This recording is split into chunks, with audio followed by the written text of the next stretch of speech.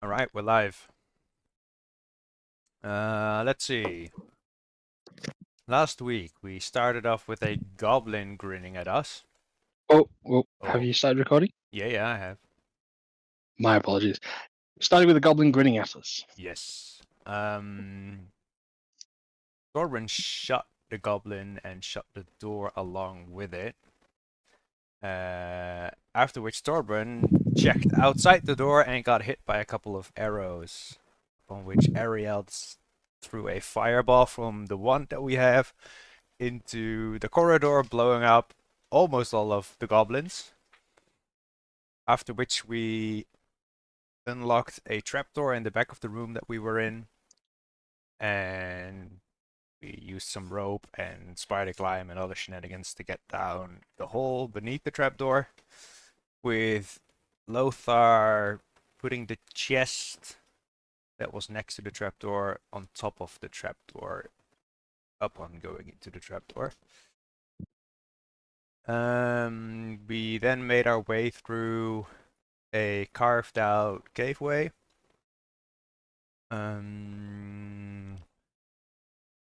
After which we came to a crossing with some running water. We decided to go upstream, which was left, where we encountered a bridge. Upon attempting to cross the bridge, a voice started talking to us, and a troll hag kinda fake creature revealed itself, asking for riddles as payment. With a kind of sketchy riddle from Lothar, but although we managed to mostly get across clear. Lothar made it kind of sketchy though. After which we took a little short rest, and there was a rock face that sounded hollow, and there was water coming out of it. After some investigating, Lothar found a blemish that after touching it, the wall opened. And we found more goblins. A little fight broke out. We killed the goblins and we moved further into the cave. Oh, we got some armor from those goblins. Along with a talking dagger that Lothar picked up. And we got another fireball wand. We proceeded forward into the cave, after which we came into a chamber where the door behind us closed, and at the top of the corridor, another door opened. Standing in the corridor was a cave troll. Anyone have anything else they would like to add? Yeah, at the end of the session, I said that before we moved on, Lothar would have checked the bundle that the goblins were carrying on the sticks. Indeed. The one that smelled funny. So, as to set the scene, then, a portcullis is elevating at the far end of this corridor, some 50 meters away from you. The corridor itself is a slightly narrow one from your perspective, but it does visually widen out as you ascend uphill. A trickle of water is coming down, and a big gush of water comes out as the portcullis is elevated. Stepping underneath, you see a large, bulky, lumbering cave troll. As the rest of you are looking at this, as Sir Lothar is tending to the corpse wrapped entity, whatever this bundle is, I would like perception checks for people and an investigation check from Sir Lothar, please.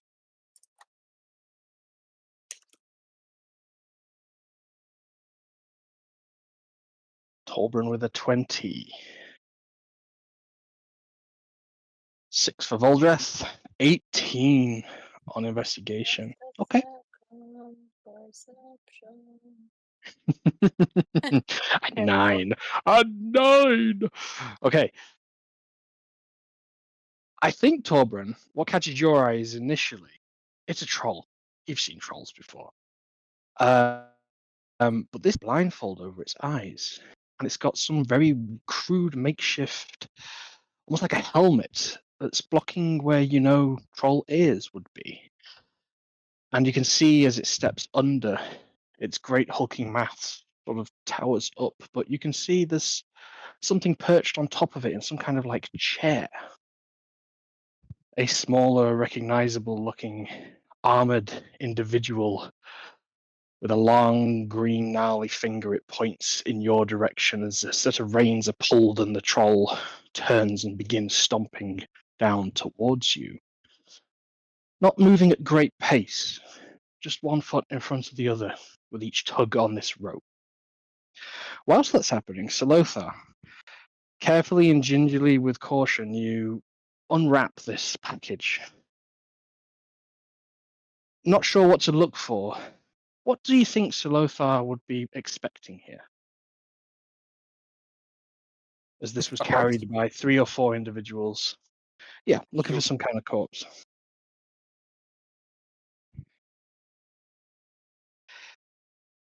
As you fear, it is indeed a corpse.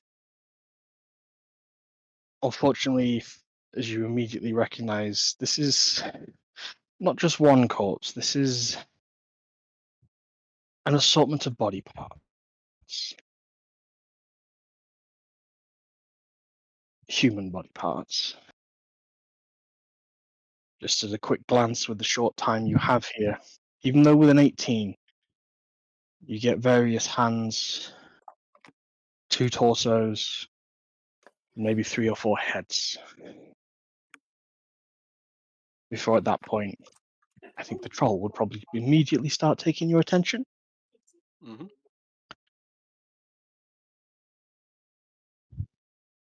For everybody that's here, I want to know what everyone is doing How far away is the as troll? troll is within 60 feet of you. I will cast Spike Growth, Caltrop Grenades. And where do you put them? The end of the Spike Growth will be right where the troll is currently. Okay. Baldreth. I'll be just tightening my new armor, just getting it all nice and snug. Okay. This corridor is wide enough where you are for 2 abreast, so I'd need you guys to confirm who is the 2 in the front and who is the 2 in the back, unless you're all just going to go single file. But Ariel, what are you preparing? I'm not really sure. Maybe a magic missile. Magic missile. Okay. Yeah. All right. So Lothar, how about you?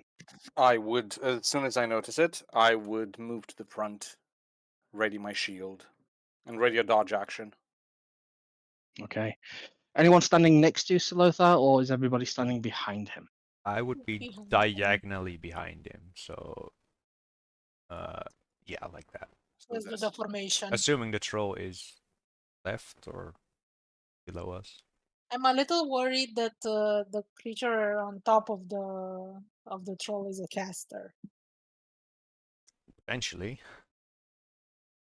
I didn't As my have any perception kind was of so low, spell or- I've just continued to walk forward until I bump into Sir.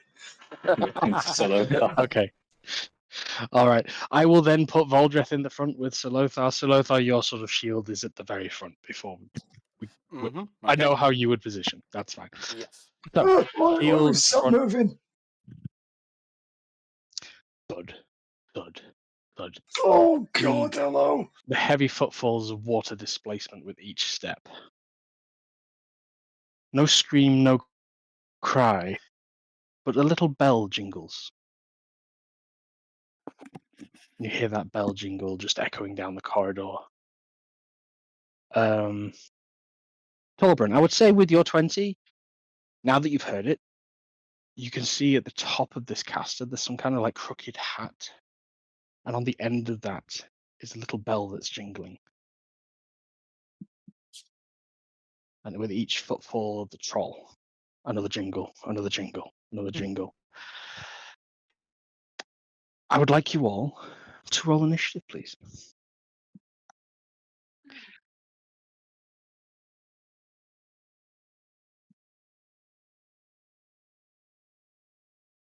So we have 13 Torbran, 3 for Ariel, 18 for Voldreth. So Coming right Lothar, up. Coming right up. I couldn't find the button. There 15. we go.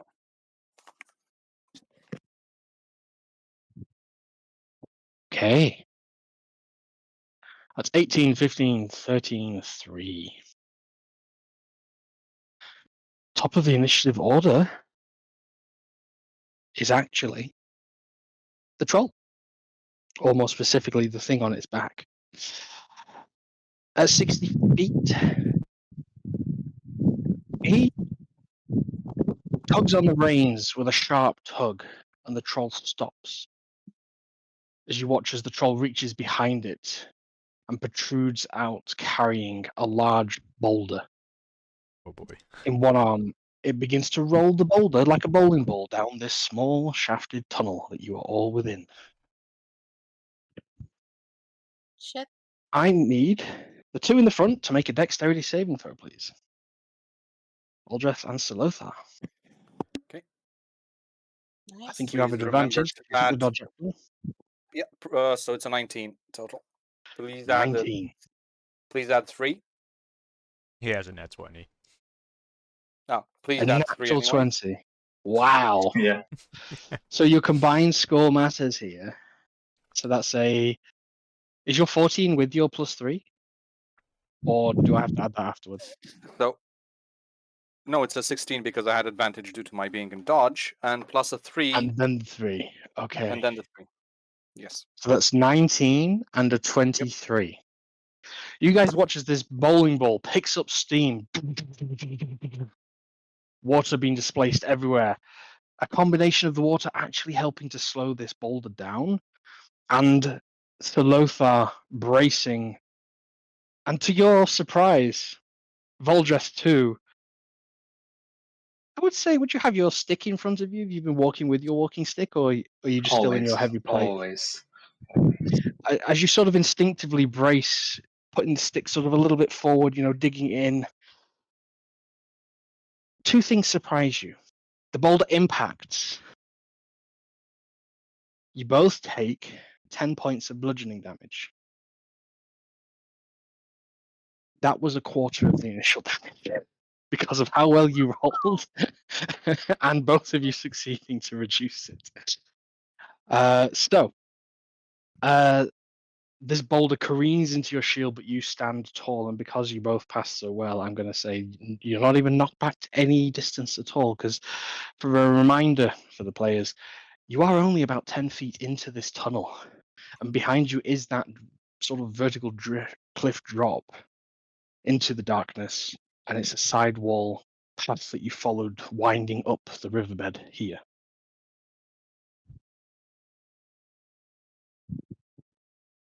That takes us to Aldreth's turn with an 18. Time to be limited on what I can do.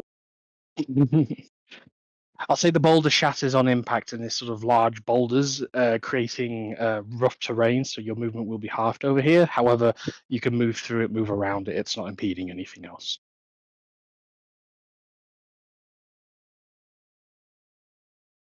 Above table question. Since the other creature's on its head, if I cast a spell that targets a creature that I can see and it descends on them, will that hit both of them? You can certainly try. What have you got in mind? Sacred Flame. Sacred Flame? Okay. Uh,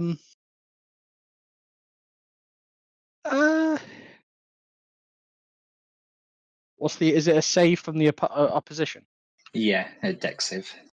A dex save. You're going to cast it on the creature on the back. I will say if the creature on the back succeeds on the save, it then hits the troll instead. That's what I'll do. Okie dokie. So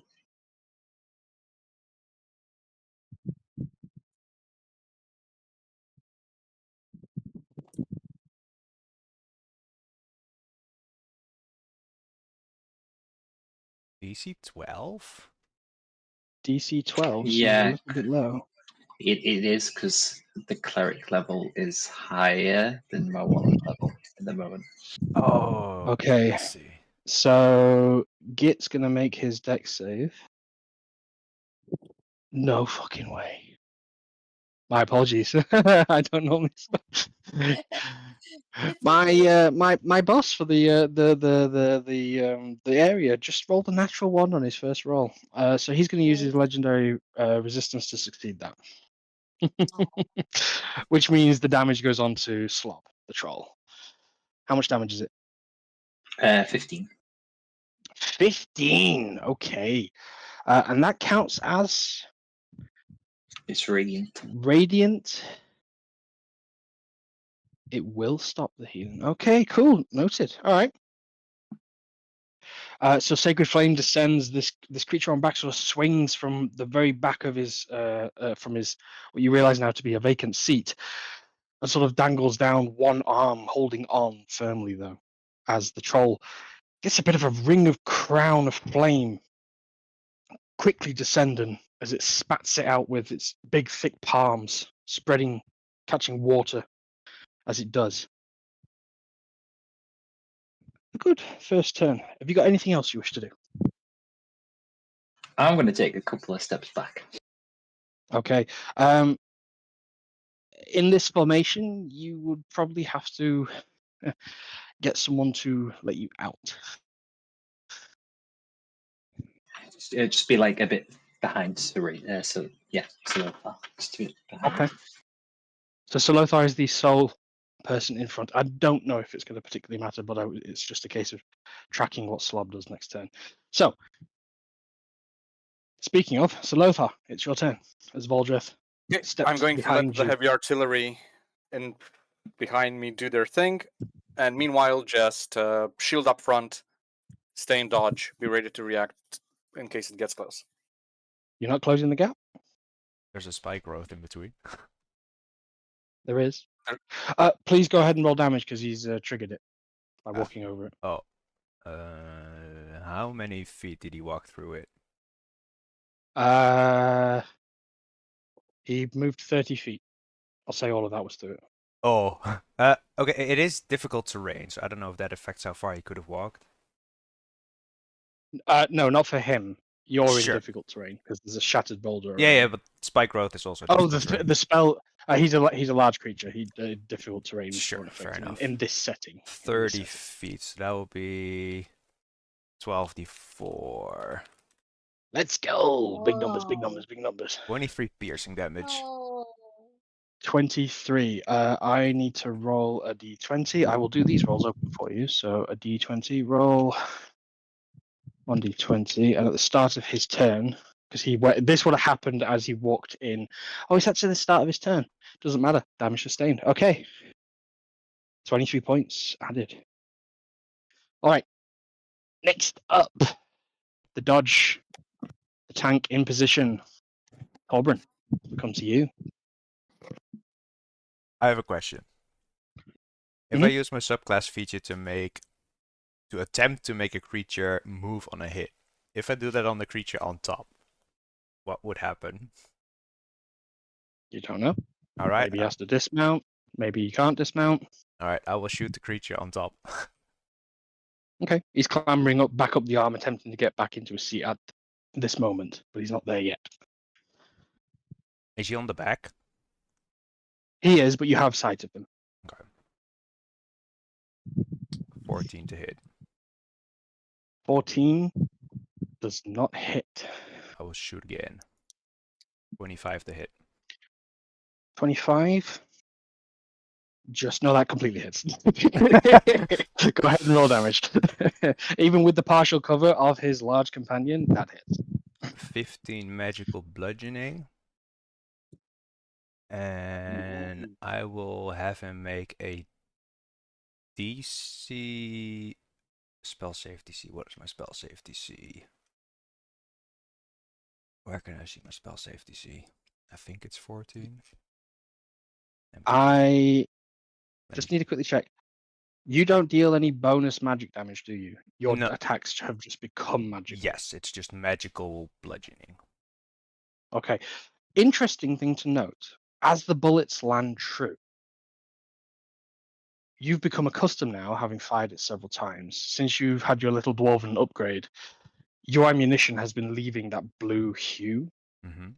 However, as soon as it connects with the creature you're targeting, there's sort of like a little shimmer as the blue just explodes, just in a shrapnel around it. Damage is dealt, but it's like the magic faded at the last moment. Okay. Strange.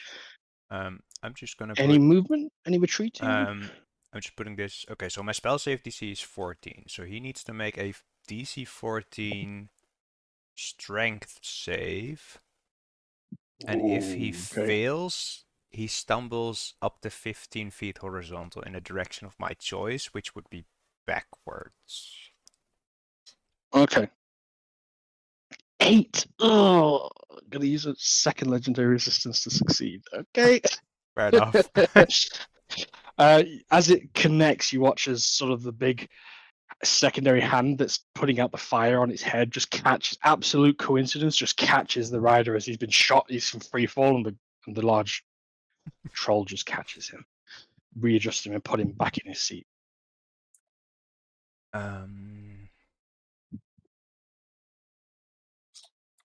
And then, how tall is it here? You're currently about 8 feet tall, but you can certainly see this hallway further up is at least, well, the troll is much taller than that, and it's hunched over. It's maybe 14 feet tall at that height.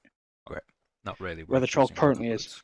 I will take a step back, staying in front of Voldred, but I guess somewhere there. Okay, so you swap with Voldreth. You're now. No, I will So we stay. got Slothar, we got Sure, yeah. Torbran, and we got Voldreth. Yeah. Okie dokie. All right. That's my Move turn. to Ariel. Oh no, we don't. I am sorry. You are on hold. Yeah. Git's gonna go.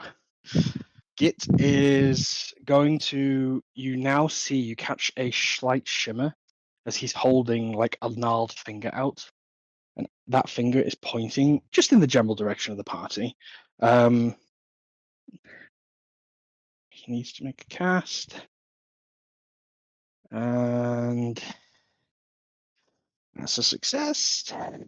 How many does he do? 4. 4 different colored beams jettison out in the direction of the party.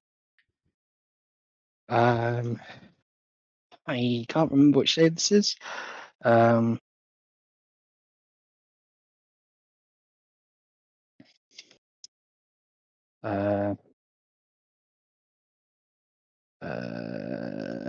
DM's lost the sheet. 1 second.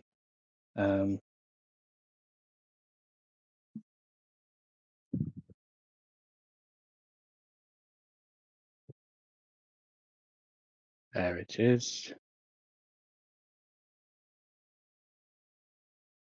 Oh no, sorry. Okay, no. It's not 4, it's the 4th one. Okay.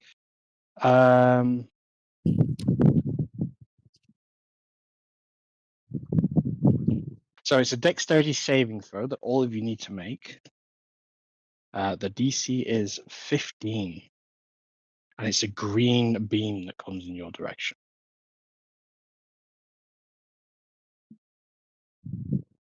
So Voldreth with a 2 bumped up to a 5 is a fail. Torbran is a success. Ariel is a success. Lothar with advantage So with 17. your +3 is a success. Yep. Okay. Voldreth, you take 10d6 poison damage. Oh god. Oh, Everybody hello. else. Oh, you're a dwarf Everybody though. else You have takes resistance. half that. Okay, so I have resistance, but it's not let's going to help. roll 10d6. So that's 33 before modifiers. If you succeeded, you take half this, so you take 16 on a success. I take 8 because I'm a dwarf.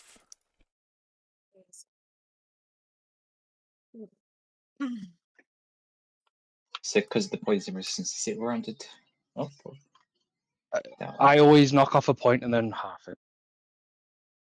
Yeah, so you take 16. So Okay, Torben, you would take 8. Yeah. Because you also have the poison. Yes, noted. Okay. I am now unconscious. Voldreth flops. Oh, wait.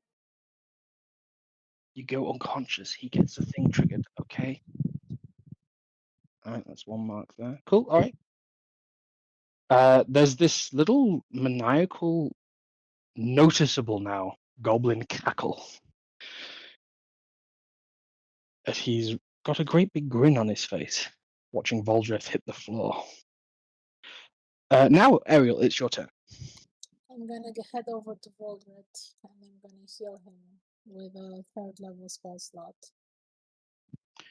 Okay. I think your microphone is a little bit. It might be the webcam. I'm not sure. I think I was just a bit too quiet. Sorry. So I'm gonna head over to Okay. Voldred and heal him with a level 3 cure wounds. Okay. Submit. So you step forward. 5 See how much HP. healing. 25 HP. Wow. Big heals. And you start at 0. Voldreth, you come back. It's almost like blacking out for a split second, really. Before you even hit the floor, you come back to. You come back to 25. There you go. There we go. Oh god, what the? And then she's gonna back up in the corridor Mhm. because like it looks like this thing deals a lot of damage. Like Mhm. I don't know how much she can move. Like I think it You up can until- move 10 feet back. At that Yeah. point, you realize you're on the outside of that original entry point. Okay. Yeah, that's all I can do. Okie dokie. All right. Top of the round. Oh wait. I need to check something. Oh, I had empowered healing, but it doesn't really work. I don't really need it because I rolled pretty well. Yeah, never mind. Okie dokie. Right. Well, top of the round, it's Slob's turn.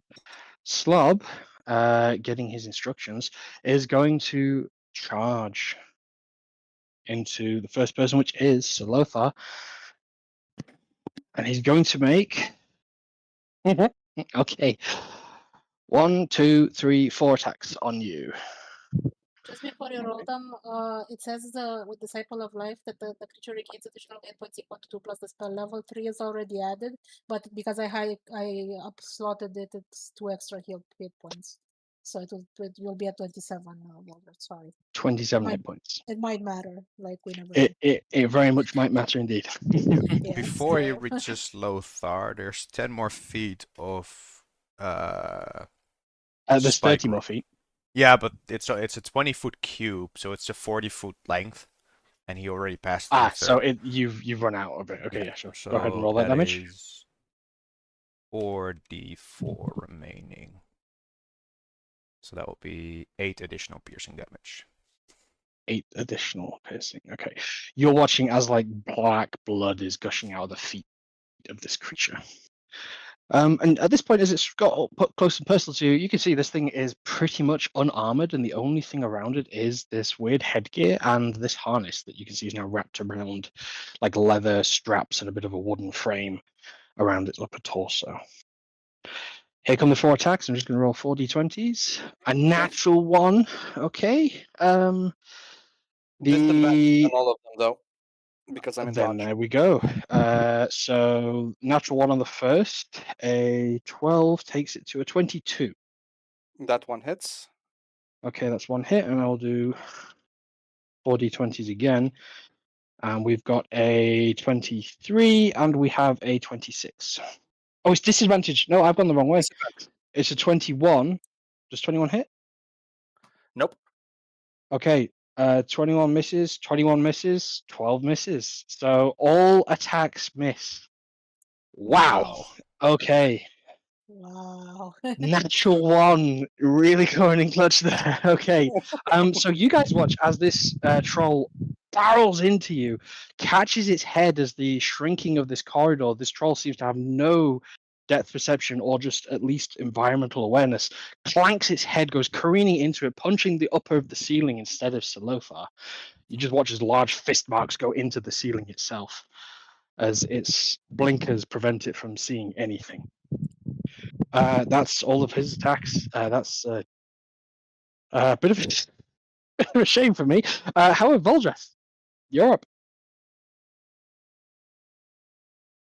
So, Eldritch Blast time. Let's go.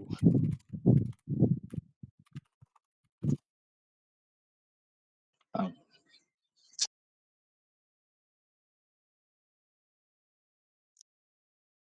Seven to hit.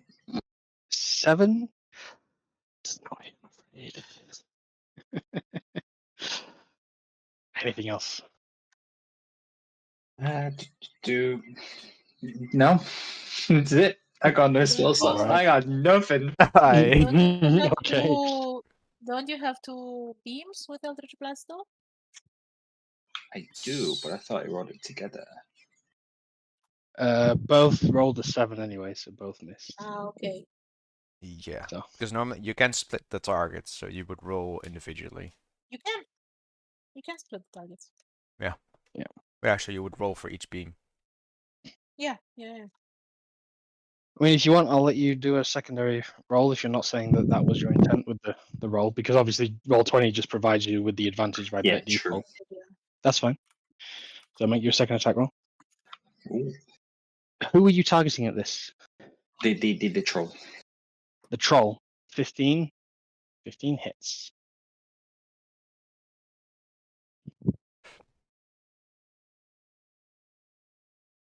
That's 9 force damage. 9 force damage. Okay. The thick skin almost like absorbs the attack, but you feel it finds purpose. Or you sense it can find purpose, I should say. Salothar. Troll is Yep. up in your grill, and there is just a shaggy loincloth between you and something you don't want to see. Oof, okay, so bonus action: cast Shield of Faith on myself, Okay. and okay. So within the flurry of punches and hits, he somehow manages the space to produce a small parchment, saying a few words, throwing it up into the air as it catches flame, and then dodge again. Okay. And that's it. Nice. All right. Torbrand. On with you. How is the You are up. goblin? I'm assuming it's goblin. How is the creature on top stationed at the moment with the troll banging his head into the ceiling? He's now sort of like hunched over. I'm not going to take him out of your line of sight. You have a sight. He has partial cover if you wish to deal damage directly, I see. because he's now on the back of the creature again, which is why he has an enhanced AC. Sure, I will shoot at him, at the creature on top. Okay. 18. 18, I'm going to say just hit. I think that's reasonable. 13 magical bludgeoning and another DC 14 strength save to attempt to move Again, him. that gets reduced to just bludgeoning. Oh my god, this guy. He's going to use his third and final legendary resistance to succeed on that fucking strength save. Because he needs to stay on this beast. Okay, that's 13 damage. Alright, I will Second shoot. attack. 19. That hits. 16 damage. 16 damage. Again, each time now you're seeing as the bullet's about to impact, like that blue aura around it is just fizzling out, and then the bullet is finding its mana. And for my bonus action, paint me a picture. How there's a ledge behind us? Think of it as the Mines of Moria. You have a little bit of a beachfront. You have just stepped into the mine, Mm-hmm. and there's a cave troll in front of you. If you were to step out, you have a ledge that all of you could stand on, but then it's just a sheer cliff foot drop into darkness because you just shimmied along a wall to get here. Right, but if you were to go along that ledge, would you go around a corner out of line of sight for the troll and the goblin, or They no? have to look out through the doors and look left or right to see. Right. Yes. Okay. I will use my rocket boots, and I will. I assume I can just. Yeah, I can hover. I will float around the corner. Okay. So Torbjorn retreats out of the party. Fuck, you are in his melee range, but he can't see you, so he Am can't I? take an Wasn't he opportunity. in Lothar's melee range? He has a 15 reach. Okay. I will do it anyway. but he cannot see you, so you are able to get out. Because Oh. the statement requires an attack that you can see. A target you can see. Oh, he's blindfolded. I see. You're right. All right. Yeah, rocket boots, and I will hover outside the ledge, just around the corner. Okie dokie. All right. Torbjorn is behind you all now. Git is going to go and bellow some. Do any of you speak Goblin? Orcish? Nope. Deep speech? Nope. Okay. Nope. Nope. You don't He mean barks out you commands. don't mean undercommon, right? Definitely not undercommon. Undercommon is more like, yeah, what's up in it, mate? I'm going to give you a knife and you stick it. Right. You know, Yeah. it's comprehensible, but it's not really. It's slang. That's how I view undercommon. Yeah. All right. So, Git shakes his head, and you see the bell begins to clang, clang, clang, clang, clang, clang, as the troll is going to make a. He's actually just going to go for a grasping attack in your general direction. So, Lothar, you're at the front still. Yes. Because he's got the buff now, this is a straight roll. 5 misses. He goes for his second one, and this is all he can do. 23 to hit on Nope. his second grasping attack. Does not hit. Shield of Faith. Yep. And goes around your shield, and you just parry it away before it gets its purpose. Oh, oh. That's all you hear from this troll. Because he did targeting attacks, he lost the other 2. And he can't do that, and he can't do that, and he can't do that. So that is the end of his turn. Bring the thing So down for already, mate. anyone, so for anyone who's losing track, there, Git sacrificed his turn to give Slob another go Okay. with a reduced section of his abilities. So, Marla, what does Ariel do? I'm really trying to conserve spells for healing, so I guess I'll just toll the dead at the troll. It's taken damage, Okay, right? it has most certainly take. Oh, it has. Oh, it took radiant damage last turn. It's a DC 16 No, it took radiant damage 2 necrotic. turns ago. It's a DC 16 necrotic damage. So I'm Hits just tracking him. his regeneration. It'll be 16, so ignore the first damage, that's in case it wasn't hit. So the second damage is 16. So make a wisdom saving 16. throw, and Yep. you negate the 9. So he fails. fails 16. 16 necrotic damage. Okay, that offsets the healing. Great. Okay. And I'm gonna back up even more. Like if I can just be out of targeting altogether. You back up all the way to as far as you can. You feel the edge you're about to step over. Just Torbjorn is right, No. hovering I'll over the stay. edge behind you. I'll just stay within 5 feet of the edge. Okie dokie. Keep your Yeah. feet on the ground. Yes. Indeed. Top of the round. It's Slob's turn. Slob is now going to make 4 melee attacks on you, Salothar. Okay. I'm going to roll 8 in order. It's because you still have disadvantage on them, right? Yep. Roll. Well, I have disadvantage on them. So 8, so they're in pairs. D20. So first attack is a 25. Second attack is an 18, 17, 28. I think that's 2 hits. Yes. So 25 hits, yeah? Yes, yes, yes. Okay. So, because of how I'm doing this mechanically, he grabs you with the first attack, and then he deals bonus damage on the second attack. It's only +4 more.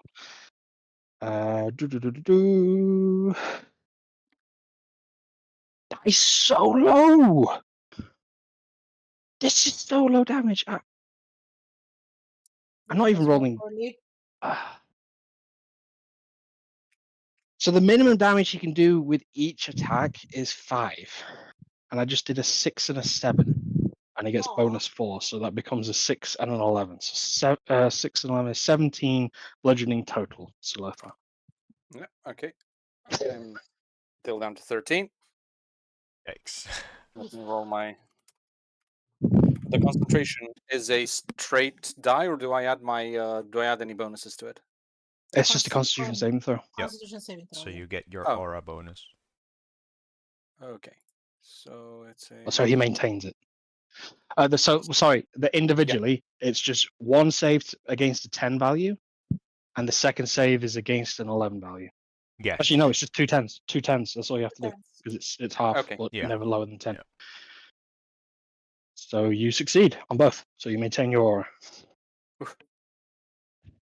All right then. Wait, is aura So concentration? Down. no, not his passive aura. His sacred. Shield of Faith. Oh, he has Shield of Faith up. I see. He has a passive, and now he's got a buff. He's maintaining the buff, Yeah. basically. Mhm. All right.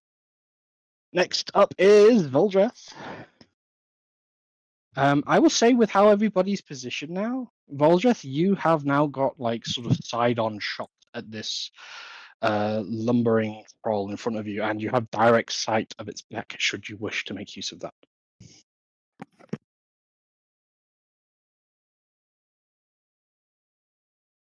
You can see there's a goblin perched on its head. Well, more clambered Ooh. around on its back. I'm going to Hanging shoot on the two beams for dear into the goblin. Okay. 2 more Eldritch Blasts. Here they go. Okay. So I have a little magic item on this guy, which has been doing really good so far. But I think this is probably the most important roll. And I would like you to make it. Voldreth, can you roll a d6? On a 4 or higher, this effect is successful. And it's on both of your attacks. It fails. And on the second one, a 4 it succeeds. The first attack finds purpose and does its damage. The second, the spell seems to just be absorbed and is fizzled out. 6 6 for points. this one. Okie dokie.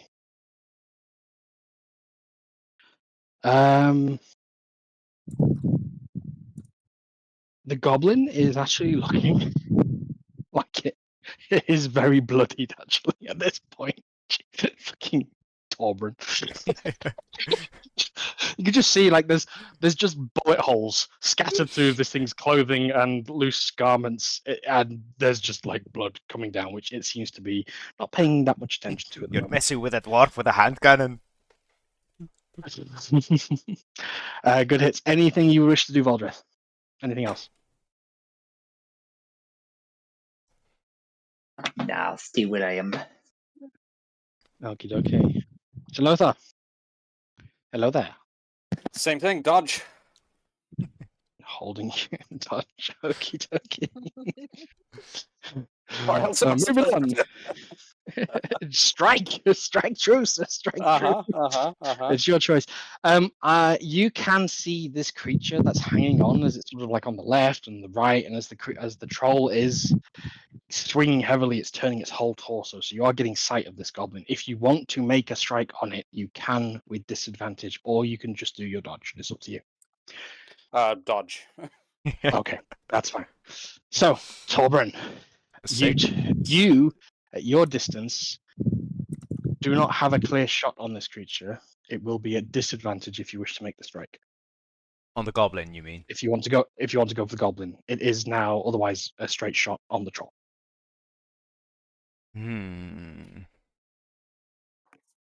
I will go for the goblin. Okay. An 18. 18. 18 just hits the goblin. 16 bludgeoning and another DC 14 strength save. He's got no more resistances. This guy hasn't rolled above a 5 on his bloody strength save. That's a natural 12 for a 13. He fails. He gets yeeted 15 feet backwards. Or, Voldreth, it's almost, how close? It- Okay, where is the don't- troll relative to us? he's in melee range with Salothar. You moved like quite far back. You moved 10 feet back, and you're flighting, so you're at least 15 feet away from the troll. But don't worry too much because I would like you to describe Oh, I just how this goblin Okay. dies. Okay. In that case, I will just blow his head off, and his body will be careening into the spiky growth, and it will just Okay. stick the landing. All right. That does change a few things because it was his turn next, but he is dead. Ariel, it's your turn. I'll do Is the troll still another. alive? Troll's still very much alive. Do I have I'll a do second another Toll the attack Dead still? with the troll.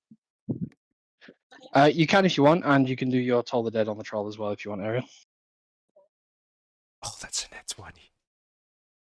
Okay, go ahead and roll damage. Do we do double dice? It's up to you. Either double the dice or you double the damage. I will But double. you're not doubling your modifier. It's just the dice roll. I'll just double the dice for Okay. 30 damage total. Magical bludgeoning. Magical bludgeoning. 30. Okay. And Toll the Dead, it fails the DC 19. 16. Oh, it rolled a 14. 8. How Okay, much necrotic? 19. 19. You take the second value if he's Yeah, hurt. If he's that's not hurt, 49 it's the damage first. on this roll. That's some good stuff. So the troll is has taken a beating, but at this close up on your turn, Ariel, as it's just as you finish, it's Slob's turn. As you watch now in close proximity, the wounds, the shotgun shells that you just careened into this creature begin to heal up as the bullets have been like rejected by the skin and casings landing in front of you, Salothar. However, because of what it is, you watch as it turns around, and immediately comes striding back up the tunnel whence it came, and a long hand reaches down and picks up the goblin and puts it back on the back of its head as it stands there, turning I back around to face believe the that group. would be Waiting. 5 feet into the spike growth. It is, yes. So go ahead and roll spy growth. It also leaves both Voldreth's range and Salothar's range for attacks of opportunity should you wish to use them. Absolutely. 6 piercing damage from spike growth. 6 piercing damage. Okay. An 18. 18 hits. Okay, so that's a 12 damage. And 12. I'm also going to use a smite for it, Very which is important thing. an radiant 8. Radiant 8. That stops the healing this round. Okay. So, Try with the Warhammer on him. Voldreth strikes with the Warhammer. Holy. Is that a 20 to attack? That hits. Go ahead and roll damage.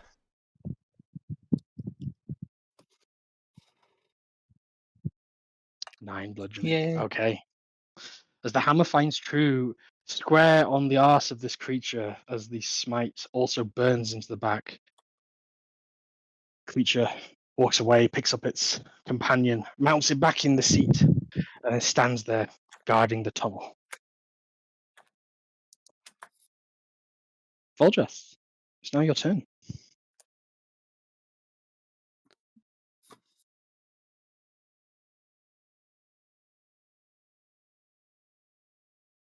Then we shall do Eldritch Blast twice again.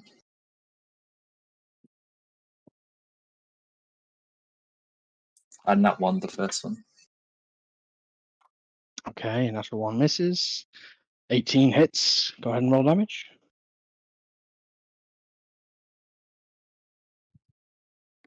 8 points of Nine. damage. 9 points of damage. Force. Okay, cool. So Lothar, the creature has left your melee range. And he's standing Yep. there looking menacingly. What do you do? Falls to one knee, stays in dodge. A bit of help here. Calls out to the party. Not chasing him into the spike traps with 13 health. Okay. I've got no spells. I've got my Torben. welcome in.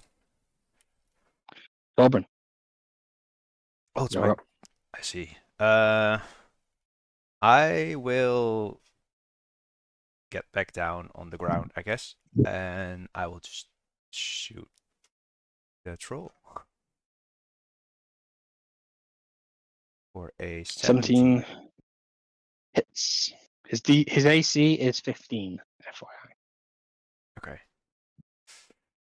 For 10 bludgeoning. And I'm gonna add 1d6 piercing to that. 10 Or bludgeoning. Okay. six additional piercing. And then I will shoot again for 13, which misses. Okie dokie. That's my turn. All right, Ariel, it's your turn. I'm just gonna do another Toll the Dead at it. Although I think I should reach. Can I reach Sir Lothar? You can certainly move up to him. He's within 15 feet of you. Okay, so I'll move up to him. And I'll do a healing. Another healing at 3rd level. Okay. Him. Still have a few spell slots, but not that many. 2 wounds, level 3, and you have to add a 2 to this. So 25 plus 2, 27 damage. 27. 27 Ooh. heal, sorry.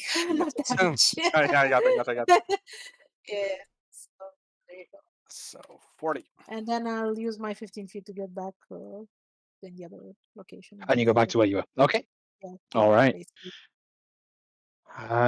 Top of the round is Slob. I'd like someone to roll me a d20 and a -3 for an intelligence check, please. First one will be the roll. A 3 -3 is a 0. Perfection. Slob stands there, arms raised, Menacingly. ready, but doesn't do anything. Voldreth, it's your turn.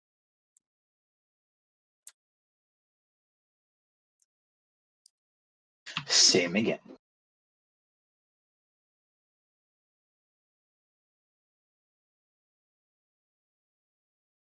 A 22 hits, I assume, and the 7 does 22 not. hits. 7 does not. Oh yes, big numbers.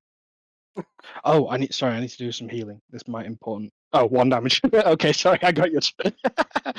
Oh, that's a good heal. Okay. All right. That's it done. In fact, we'll say it was so much healing. It looks like when you struck him, it looked like you almost healed him as well with that damage. Oh, I didn't know I had these powers. Oh, best stop. So Lothar, it's your turn. Okay. Can I find a way to move through the trap without triggering damage? Torbjorn, is that possible? He's in the first 5 feet of it, so I assume you can get close enough. You should be able to get into melee range without stepping on it yourself. Okay. All right. Okay, so suppose I'm going You to are move. moving through Boulders. the remains of the boulder still, so you are at half movement speed. Yeah, can I get to him? Should only be 10 feet He's or 15. 15 from you, so you could move the 10. Sorry, well, hang on. If you move the 10, you'll be in range, but you won't be in the trap if I've got the maths right Yes, I on believe this so. mental pacing. Think so? Well, I'm going to move close enough to attack. Okay. And emboldened by Ariel's healing, I'm going to actually risk a couple of lunges. So All right 16. then. 16 hits. Okay. And I'm going to use, in that case, no, wait. So yeah, just the 12 damage for now. 12 damage. Okay. And I'm going to attack again. This time's a fail. So, nope. All right. That is my turn. You sure? Don't have any more bonus actions, just 2 actions. I moved close. I don't want to move out, so I trigger an attack of opportunity, so Yep. Okay. that's pretty much it. All right. Torbern. I have an idea. I am gonna. Is the goblin, if it is a goblin, the creature on top, is that visible to me? You can see it now clearly. It's just slumped, like it's missing its head, Mm-hmm. and its body is just slumped in the chair. I will shoot the creature I on would top. actually say. I would actually just say. What's your passive perception? 16. I'll say at this point you can see slowly going a little bit past Salothar at this point.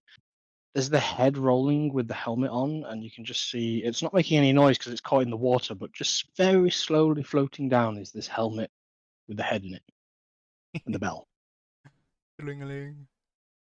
I will shoot It's the not making creature. any noise. I will shoot the creature on Key top. point. Okay. At 26. I don't know if it matters. 26 hits, yeah. Damage probably doesn't matter. But I will. It's a corpse. I will shoot it off again, 15 feet backwards, Okay. It goes flying backwards.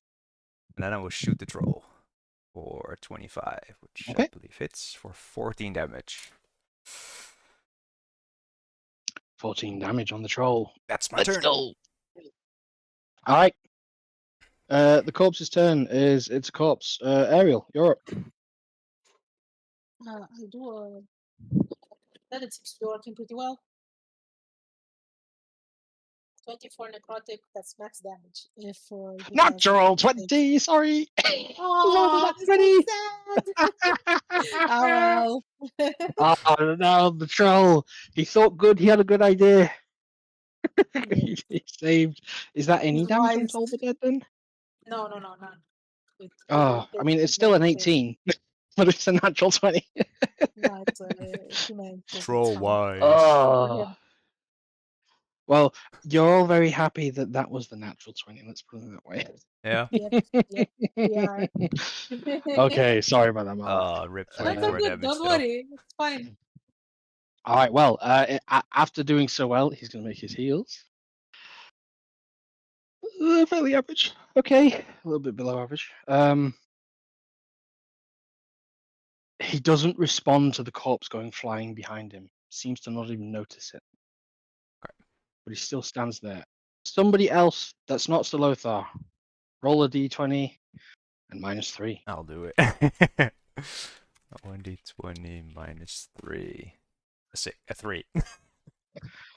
He still stands there with his arms menacingly raised. I will at this point offer the players, if they would like to keep shooting into the pinata until he figures out that his boss is dead, we can keep doing this, or we can narratively move past it. It is We entirely up can to the party. narratively move past it. It seems Sure. like it's,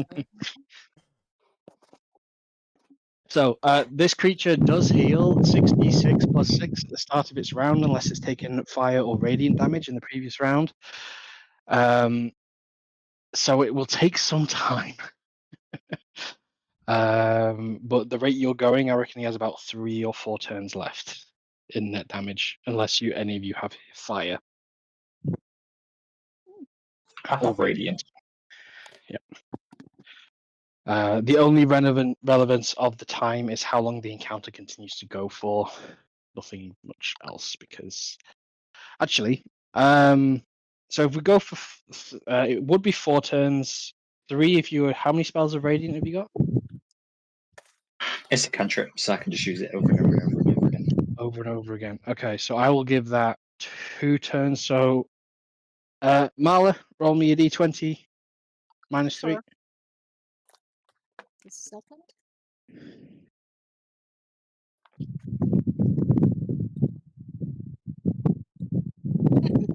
God. 1, that's nothing. And Voldreth. D20 minus 3. 18.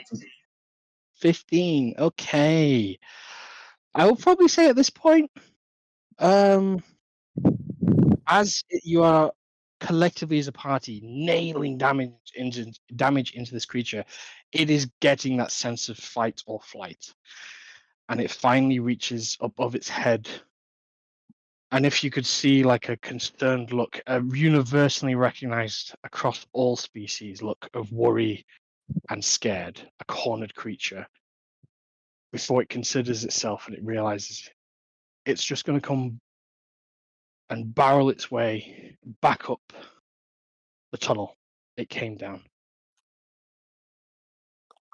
It sort of runs, catches its head, bang, onto the portcullis, but then disappears back up out of sight. Cool. We will leave Through the, combat through there. the spike growth? Through the spike growth. Damn. Tough boy. Using average numbers here, like he has 60 feet movement, and he's not impeded by anything that wouldn't impede a large creature. I'll give you the sample damage and you could judge for yourself. That's what he would run through. 33. Yeah, 66 plus 6. Use Radiant to stop that. He had 112 health left. Yeah, I think he's like, yeah, he's mathematically alive. Fair enough. But he's very injured. I have Yep. He's never just been like, as he just runs up the hill out of line of sight.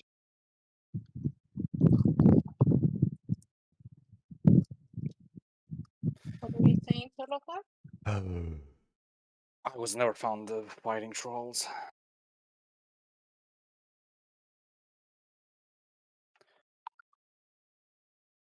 Hunted them a couple of times when I was in the lands.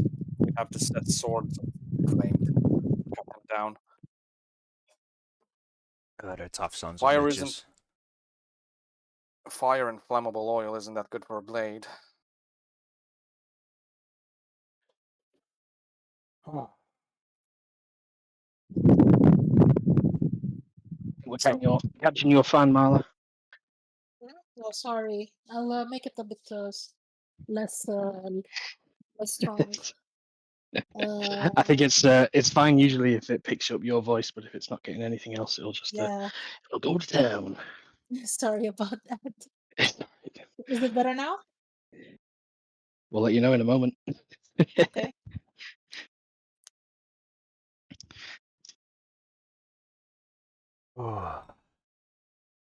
So now So what? does the party turn back, or do you head up through the portcullis?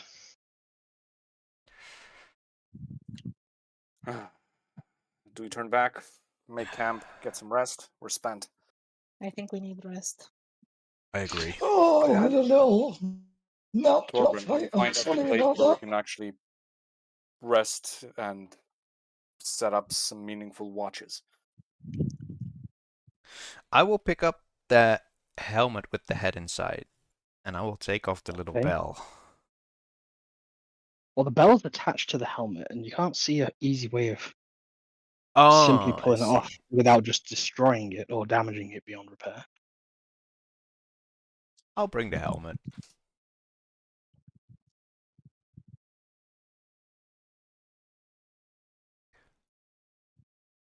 Helmet with a bell.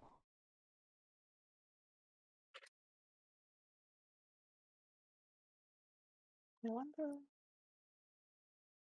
why it built like this. Say again? So, can you find us a place to rest, Torbjorn? Well, we can go back to where we did a short rest previous. It's probably our Wasn't safest that option. upstairs? So that was before we opened a door. Was that? Did we go down? No, we were walking upwards. We were walking upstream. So it's a little bit down.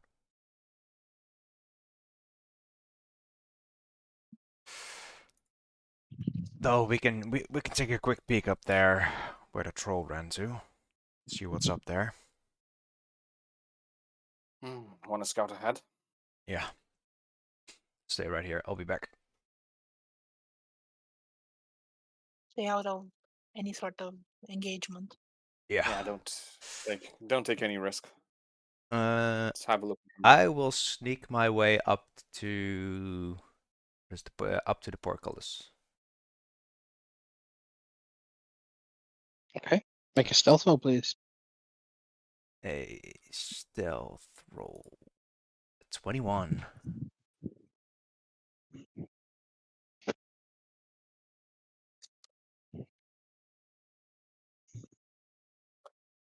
21. Okay.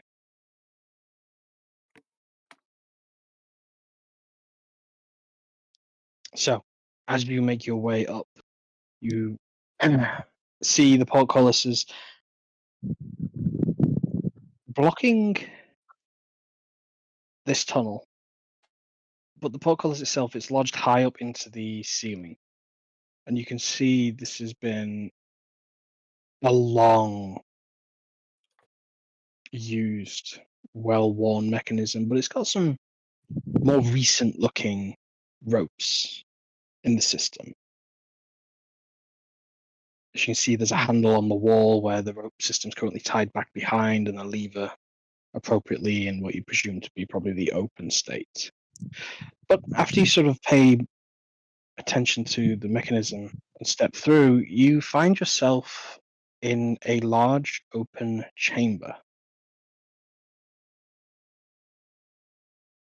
At least 60 feet by 100 feet. A towering ceiling going, well, 30, 40 feet tall. Large stalagmites and stalactites littered throughout. And the grotesque, recognizable smell of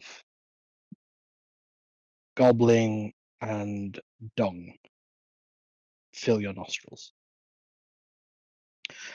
Following the water path that was leading down into the tunnel, you can see there's a sort of natural curve in this area as winding throughout. There's a small little like lagoon, maybe large enough to be almost like a large jacuzzi for 4 or 5 people. It's got a small, like, naturally bubbling hot spring in it, which seems to be the source of some of this foul-smelling odor in the room. And around it, large crystallized calluses and natural-looking rocks of some sort. Water itself bubbling and writhing and occasionally spilling over, and you just hear this as it does. Any creatures? Make a perception roll for me. 16. With a 16, let's make a stealth roll. You hear a noise far, slightly echoing off down the chamber. It's like a whimper. And you see the movement. What's your dark vision range? Ooh, I believe 60 feet. Let me check. So right on the edge of that, in a small alcove, Yeah, 60 feet. about halfway up the wall, you see perched, almost in like a hollowed out chamber, the very troll you were just fighting. Seems to be tending to itself. Got its back turned to you. It's making. Hmm.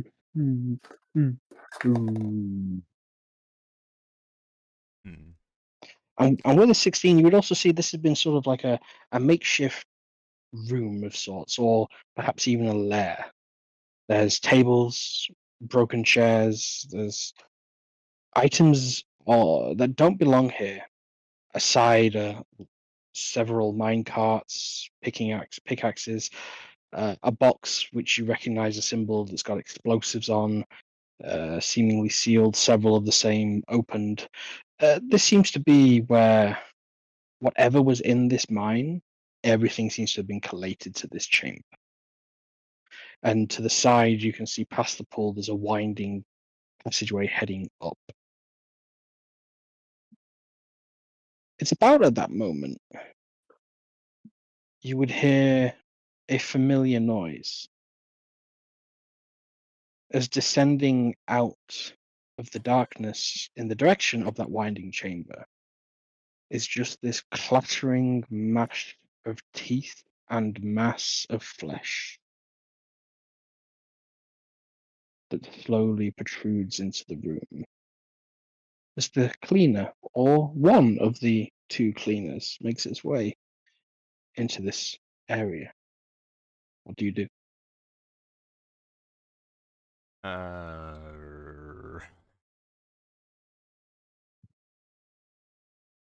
I will attempt to sneak around the room a little more. Oh my god.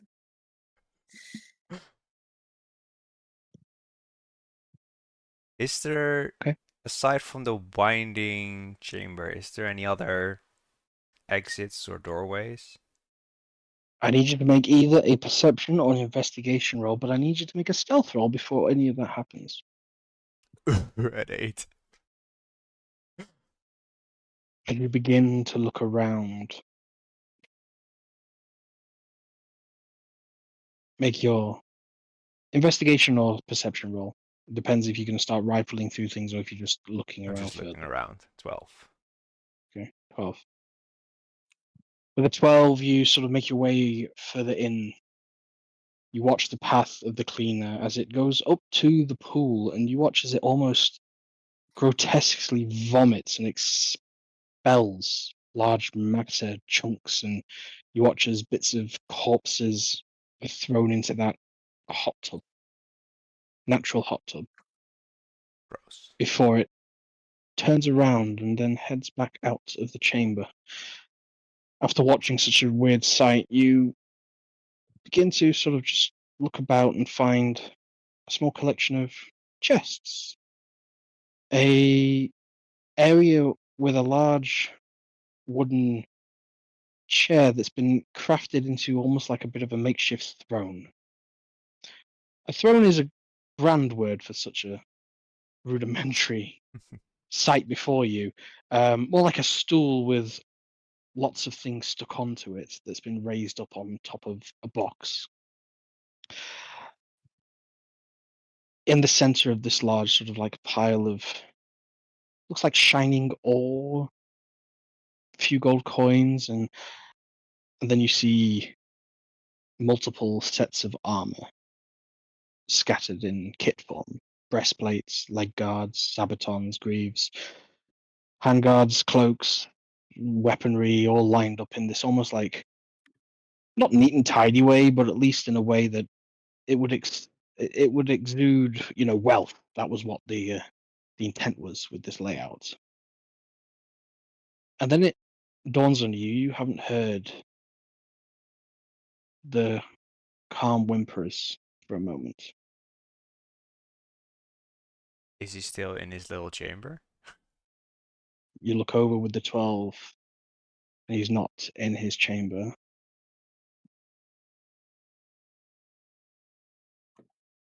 I will attempt to sneak back.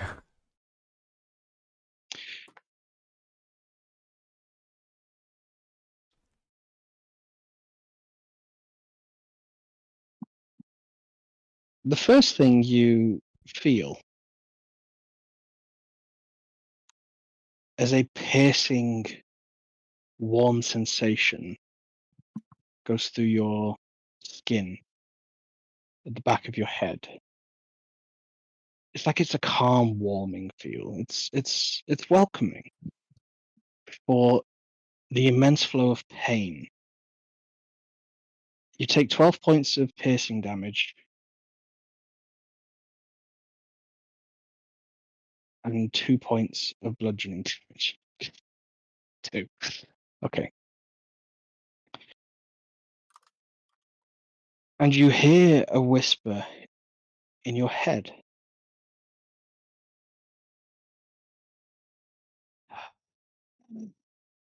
Free me.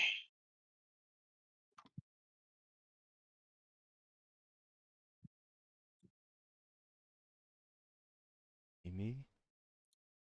Yep. Ooh. As you turn around, you see the troll looming over you, its mouth open, but it's frozen in place.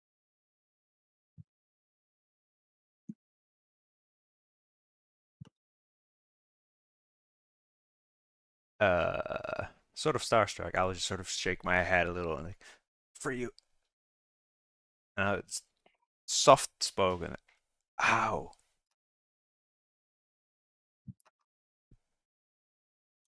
Help me. I didn't get the first word of that. Break me. Oh, Um, sorry, this is above table here. You picked up the helmet, didn't you, with the goblin I head in did. it? Yeah. You realize the source is coming from that helmet now. Oh. Uh. Would it be possible to break the bell off, or is it? Does it not? Does it look too sturdy to do that? You could see it's like upon closer inspection, quickly the bell looks like it's been an addition. I'll grab my hand axe, and with the back of the axe, I will just sort of hammer it off. Okay. With each bell chime, the troll seems to behave very confusingly. It takes some steps back, it then turns around, walks over part of the room, then comes back running quickly before reaching down and swooping at you. You need to make a dexterity saving throw. 25. 25. You get out of the way of the first one as you smack the bell free with your last strike. One more dexterity saving throw. 11. The large encompassing hand grabs you, picks you up, and throws you onto the back of this creature. You're now sat in some rather rudimentary troll harness made of wood that you're sitting on the back of this creature. The helmet in your hands. I will start shouting into the cave where I came from. Guys! Uh, it's pretty echoey. I won't make you make perception rolls, but you just sort of hear the faint echoes of Tolbrun's voice coming down the chamber. Oh shit. Ah, Torm's one name. He Oh no, immediately, we told him to be safe.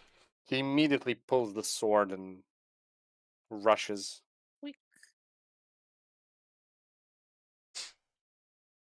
To quote Hamilton, we're I too will fragile to I start will try another to fight. I will try to feed the troll a piece of rock salt while I also nibble on 4 pieces myself. Make an animal handling check for me. Animal handling. Uh 19. Roll me a d6.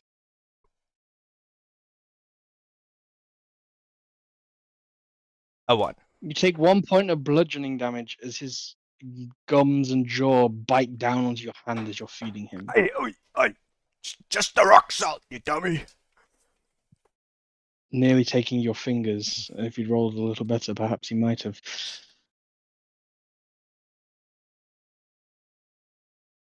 As the party, do you run into the room after him? Yeah, I guess. Mm, Yeah. The sight before you is the troll with its back to you, with Torbrun awkwardly positioned on its back, sat in the harness. Look what I've got. Torbrun, what in the everlasting hells am I looking at? What's better than a cave troll that's fighting you? A cave troll that's fighting for you. Uh-huh. Can you control it? We're not that far yet.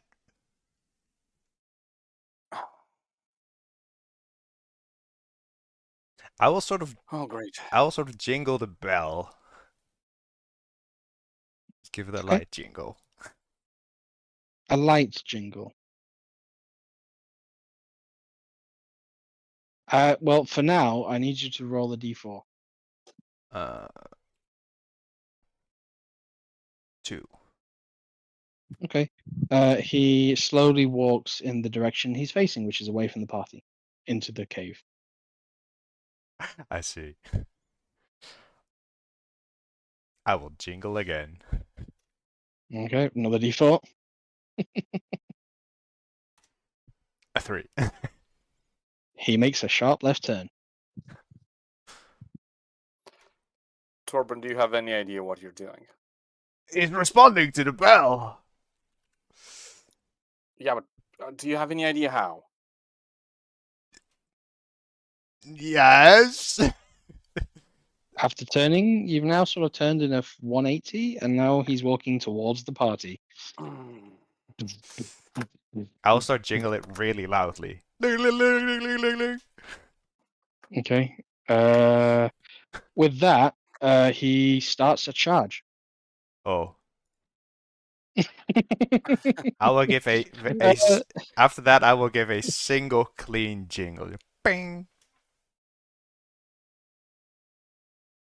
So Lothar, there's a charging troll heading in your direction with your friend on the back of it. What's your initial reaction?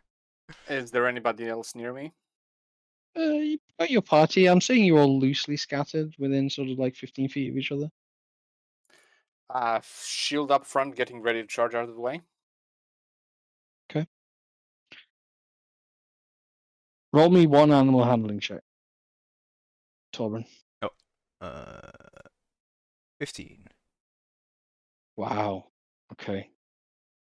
I will say on a 15, with the single chime, troll digs its heels in as it's immediately attempting to stop its charge, and very cinematically, with a slight drag slide, its knee comes to rest, thump, connects with Salothar's shield, and stops right in front of you.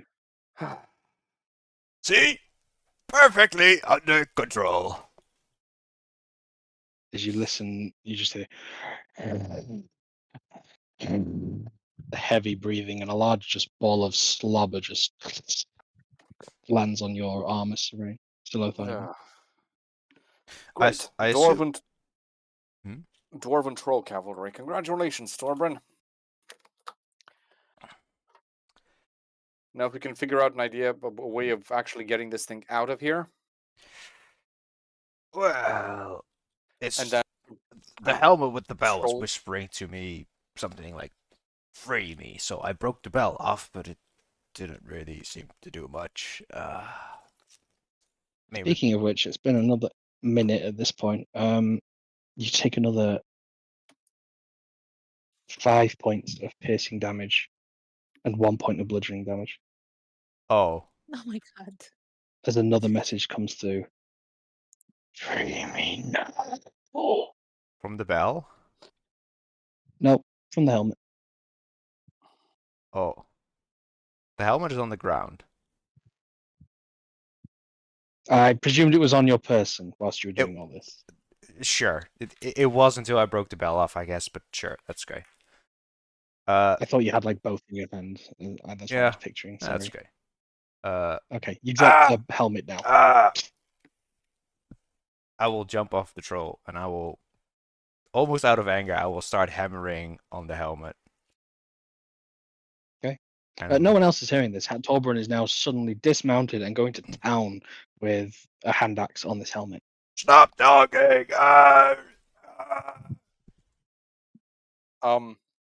You've lost it, you. It's I'm going the to helmet! pull out my knife, my jagged silver knife, and just so, do you have any idea what this is?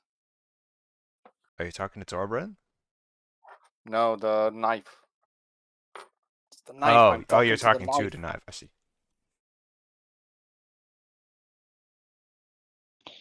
I'm sorry, above table. I've played several cursed weapons since last week. I need to quick refresher on what was the personality of this one. Very Was it the snarky one? the posh one. Posh? The posh. I've been wielded by the order numerous times before. Who are you? Why don't you give me your Oh, name? I would. right. Self-entitled lord. Yes. Okay, that was my Yes. note. Yes, self-entitled lord. Sorry. Okay. What if you wake me from my slumber? What you? Can you see anything around you? How do you even work? Of course not. Why would I see anything? So, Excellence. why would a dwarf be savagely beating on a helmet, telling it to shut up? Why would a dwarf do anything that means it leaves his home? He chuckles at that. So, no idea then. This is happening in your head, by the way. And everybody else was just looking at the paladin, talking to himself. Whilst the dwarf is beating the shit out of the helmet, yes. Yes. Congratulations, Ariel and Boldrit. You're the last two sane characters in the party. I will say, I guess, as I jump off that troll and start hammering on the helmet, the bell will probably go wild. It will do. The troll itself is sort of like doing its own thing, running around in circles, clambering at walls, attacking stalagmites. Like every time you're swinging, you haven't said you put the bell down, so as you're swinging, this bell is just going for clappers. I'm mentally insane at this point. I have 2 HP from going unconscious. I'm just trying to destroy this thing. Maybe it would be a good thing to go unconscious for a little bit. Yeah. All right, anyone doing anything else? destroying. Oh, Safi, let's just smash it. Alright. I'll be sheathing my sword and looking around the room for any clues as to what the hell is going on. You mean the silver sword? The What do the you- silver short sword dagger, or Fair whatever enough. it is. There Shut you go. up.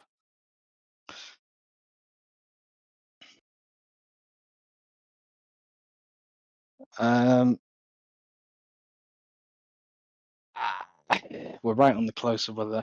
Are you going to strike the helmet with Safi? Yeah. All right, make your attack roll. No, don't make an attack roll. Go ahead and roll damage. It's not moving target, so 4. I'm gonna say, Torben, you now get to make a save against this, but on a fail save, the damage is gonna go off. That's fine. Need you to make a Wisdom saving throw. The DC is 16. Am I in range of Lothar? I'll say Lothar's probably in range of you. I fail. Roll 2d6 Oh, that's a minimum of 2 damage. piercing and a 1 d6 bludgeoning. I'm unconscious. I don't need to roll. It's all one source of Holy- damage, so don't worry about it. Yeah, but it's a Tom minimum Sawyer of named 2 with Ariel. 2d6. I only have 2 HP. As you take a strike at the helmet, Voldreth, you watch as Torben just collapses simultaneously. You splinter the helmet. You don't sunder it, you don't destroy it, but you do damage to it. As the pickaxe goes straight through. It sort of like sticks itself onto the end of the pickaxe. I'm going to heal Thorbrun with a level 1 wounds Okay. because I'm running out of spell slots. Wow, 16. I rolled max. 16. 60. Unfortunately, Oh, you don't receive any of the healing. I see. Oh my god! Why? I need you to make a death saving throw, please. Ooh, a 6. That's a fail. Okay. Voldreth, I need you to make another damage roll on this helmet. Unless you are doing something else with it. As Salothar, you look around in this room. As previously described to Torben, you too see a large pit. A natural sort of hot spring area with large acidy Only one. corrosion. you see a deep, dark chamber that natural light. I assume, Ariel, you have a dancing lights up at this point, probably? Yeah, sure. For the visit night, it's dark, Yep. yeah. And the smell of horrible, odorous, poisonous fumes, acidic fumes, poop, the lot is in this room. That's what you see. And the damage roll is a 1. Okay. Ariel, you can do something else if you wish. Not in initiative order, but we're just all going action based here. I don't know what else I can do. As soon as I notice the fact that Ariel's magic is doing nothing, I'm going to rush back and try to at least stabilize him. Yeah. Okay. Yeah, You're spare gonna the put dying. one. I can do spare the dying. Have you got a 1 lay on hands? Is that what you're trying to do? Hmm? You're gonna do like a lay on hands with 1 or something? Uh, Have you got any? yeah, I still got I thought 5 you used points. it all. Okay. Unless I forgot to knock these off. Could you just with medicine check stabilize? On a success, potentially. Yeah. I can spare the dying stabilize, which Yeah, I we can could do on do my that. turn. Yeah, so I'll do that. Does that work, or is it still? Spare the dying is still a spell, yes? Yeah. Um.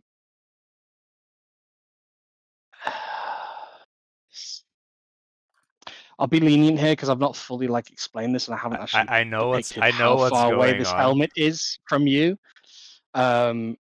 So I will say that sustains. You feel that spell complete as Voldreth, you bring Safi back over your head with the helmet stuck on the bottom of it. And as you do at that moment, the spell succeeds as you're a little bit further away. Make another attack roll on this helmet, please. Just damage again. Sorry, yes, it's habit. Yes, just damage.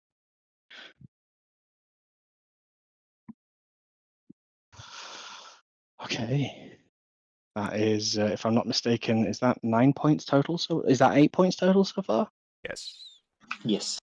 Okay. It is not quite destroyed, but you at least split it in half.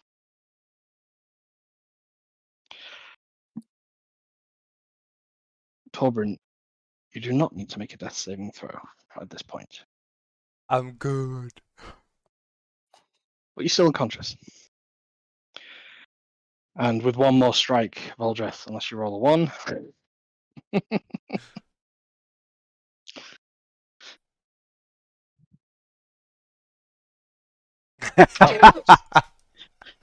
And with that, with 2 more strikes, Voldreth cleaves this helmet of control into splintered pieces with his enchanted hammer. His pickaxe, I should say. Really And at doesn't do a that lot of cracking damage for noise, enchantment. well, the fact that you did any damage is permitted by the enchantment before you get snarky. Magical items don't usually get destroyed by things.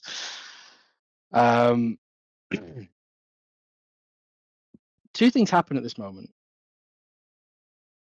I would like an update on where the bell is and what it's doing. It's somewhere on my person. Okay. I would say with the casual rummaging, it's been moved a few times. But with the helm being shattered, you watch as, like a wisp, escapes at Voldreth, and a shimmer appears before you. Make an Arcana check for me. Anybody who cares to look can also see this image. Okay. A 4 on the Arcana. Okay, you have no idea what this is.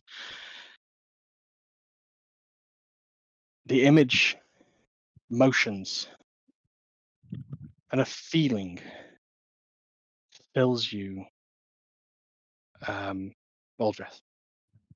You heal 25 hit points. You regen 1d6 hit dice. And you restore 1d6 spell slots.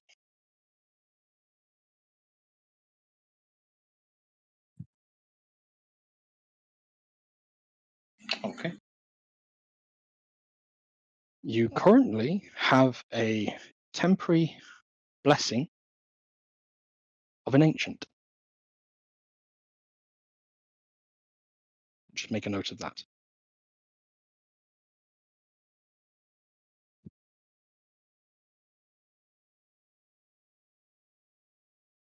Noted. As the shimmer before you whispers in a dark voice inside your head and says, "Thank you." And with that exhale, the form flickers and disperses. Simultaneously to this happening, probably what's keeping Sir Lothar's attention is the troll falls over backwards, clambering at its head, and you just watch as it's like trying to tear things off, like as it just pulls off these large wooden earmuffs over its side of its head, and you ripping at the blindfolds as you see there are two eyeless sockets revealed. What in Torm's holy name? I'm going to risk taking a step closer to have a better look. You can see these eyes have been like long missing. There's no like fresh blood, but it's just carved hollow darkness just staring back at you, a void.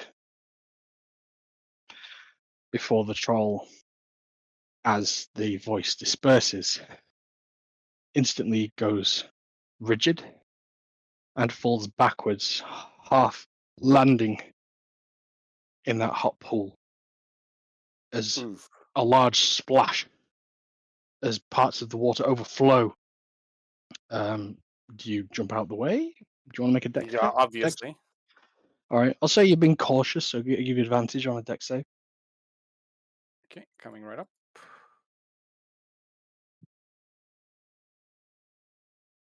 17, that's enough. That's actually a 20, isn't it? Because you have +3 Yes. and all this stuff. Right, 20, Yes. more than enough.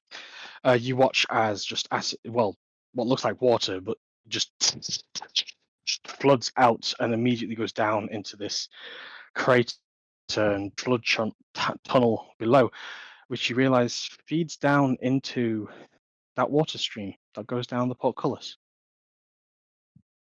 And Oh.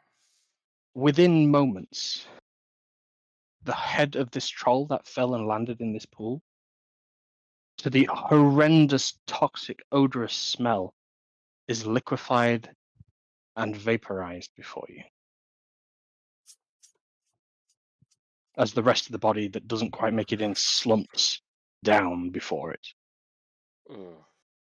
The headless troll body before you.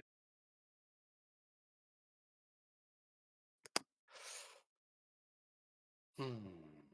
Tolbrin, you can now regain consciousness if someone tries to put healing into you. All right. Okay.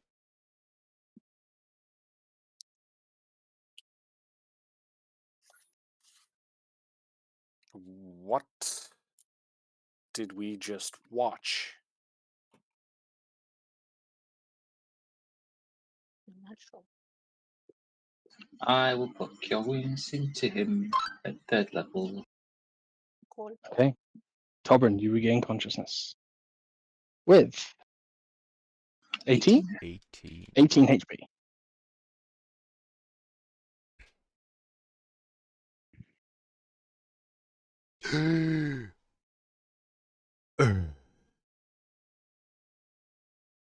Where's the helmet? The helmet.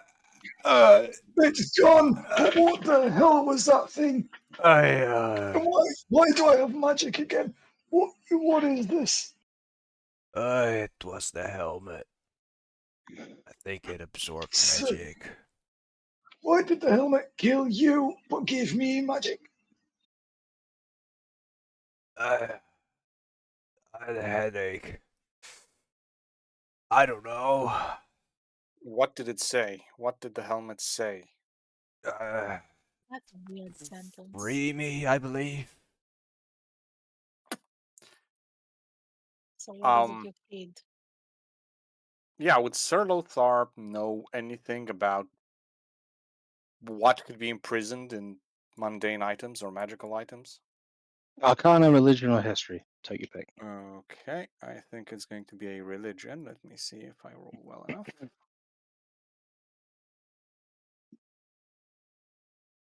With a 10? With a Probably 10, not much. you know that things can be magically bound, spirits can be bound to magical items. Hell, you are recognizing that you have whether it's a cursed dagger, if that's the way of Mhm. looking at it, if it's a bound blade, it's a soul inhabiting a magical object. What types of souls you've never really learnt, though you tend to find the more stronger the creature or denizen that was used, the more potent the magical effect and enchant is upon the item. You would not really know about breaking them because you just know that magical items aren't really broken. And you're sort of a little bit more perplexed as to how Aldrith has managed to just smash it one twine with his pickaxe. Yeah, he'd he'd relay it to the party as you were describing it.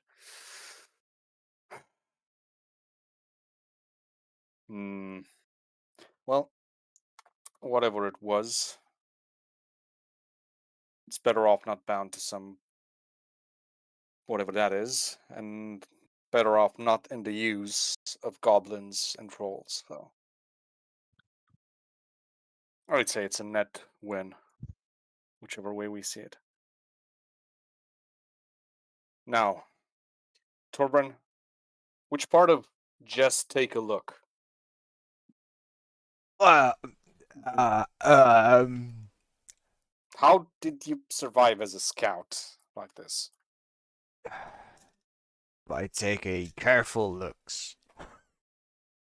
Ugh. He Granted, I then did pat him just on the only back. take a look. That's all I did. Pinky promise. He's It's just that the he's just gonna troll pat. noticed me. I jingled the bell. And then it picked me up and I was riding it. And I just made the best of a precarious situation, I guess. Lovely. Well, you're alive. Whatever was inside is free now, for better or worse. Let's head back and get some rest before we kill ourselves, shall we? Heck, but we've gotten so far. Then we'll get further once we've got our strength back. Need I remind you, you look like I should call a chaplain to formalize your last will and testament, Torbran. Do dwarves even have a last will or testament, or do you just turn into rocks before you die? You know, they never taught us that. I don't even know. Right. By the Let's way, get back. Well, let's not find out. before I got picked up by the troll, I did notice one of the those teeth sludge monsters coming in, and they were dropping off their findings in that pool over there, which probably explains That's the acid odor. pool over there. Yeah. So more of a reason why we wouldn't want to be here. I don't actually know if it's a hostile thing, though. I think it's just an autopilot. Do you want that thing to get on top of you while you're sleeping? No, that's not what I'm saying. So let's go and have some rest. We'll be back here and Is there any way that tomorrow. we can... Is there any way forward? You have the upwinding tunnel that the cleaner went through, and you have the passageway that you entered to the open portcullis. Doesn't really matter. We're going to come back here later. Whether there is a way forward or not. So let's get back. Let's head back and have some rest. So where do you want to go? You want to go back across the bridge into the trapdoor with the remaining goblins? Were there any remaining goblins? Didn't we kill all of them? Oh, but then you're forgetting. You've got to pay the toll to cross the bridge, and last time, if Well, I we're not remember going. rightly, We're not going that far back. I see. You just want to Let's- take a break, one room back. Yeah. Let's go back to the entrance, set up a little camp, set up a watch, get some rest. On a cliff edge, like it is only just like a narrow path, like enough for you to walk along. You couldn't sit on it. I will take a look inside the room where the troll was sort of tending to his wounds. Like a little bit of a carved out outcrop, just enough for like a hunched seating. It's more like a perch as opposed to actually any room. Sure. This little alcove. You realize this is probably where it slept. It didn't really. Yeah. There's nothing in it. It's just clearly handfuls and large fist damaging features on the surface of the wall. It's like it's been mined out by the hands of the beast itself. If anything, this might actually be the safest place for us to be in this hellhole of a cavern. Well, that solves it then. Let's set up camp. However we can, have something to eat and rest. Everyone gets a watch. If there's no preferences, I'll take last. I'll take first. That's okay. I'll take my rest after. Yep. I'll take a middle one. It's fine. As everyone wants something to eat. Yeah, go right ahead. Fix us something. Is it dark in here, or is there already like torches or There's something? no natural light in this room. It is just the assumed by default for ease of the narrative's sake, dancing lights providing natural light Sure. for you.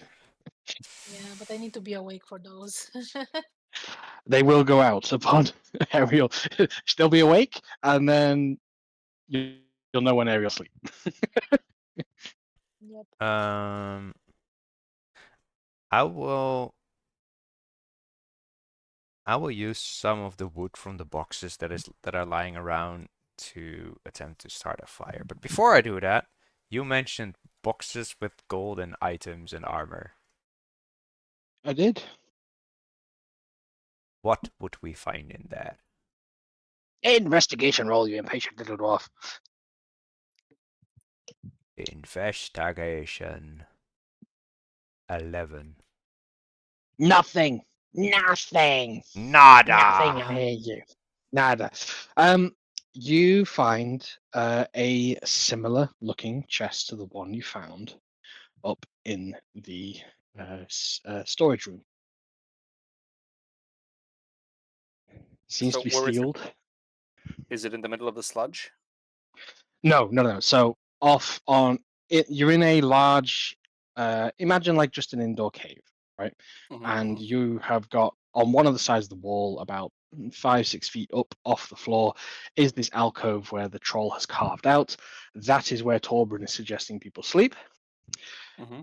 In the room, sort of on the opposite side of that, you have a notable area that's like a sort of makeshift throne, which is a wooden crate on it, and you've got a stool that's sat and various bits of wood bolted onto it crudely to make it look like a goblin throne, if you will. Around that, in an organized, well, sort of organized pile of wealth and showing off, is various collections of ores, anything shiny, metals, pieces of armor, weaponry, and just various boxes of anything that seems to be of importance. This seems to be like the vault, but it's in an open area in this chamber that you're within. Okay. Well, Lothar would help if he'd probably notice it, and also help Torbrun look through. You can make an investigation as well. Boldreth, what are you doing? I'm gonna open up my book. Okay. I find to absolutely sleep. nothing. I want to sleep. It's too dark in Okay. there. Ariel Night shift. is just trying to go to sleep.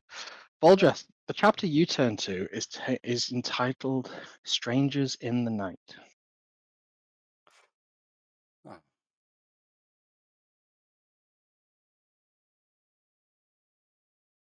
As you are both rummaging through with your natural one, Solothar, you see the armor and immediately recognize chapter colors. But Does that's it all you are paying attention to. Okay.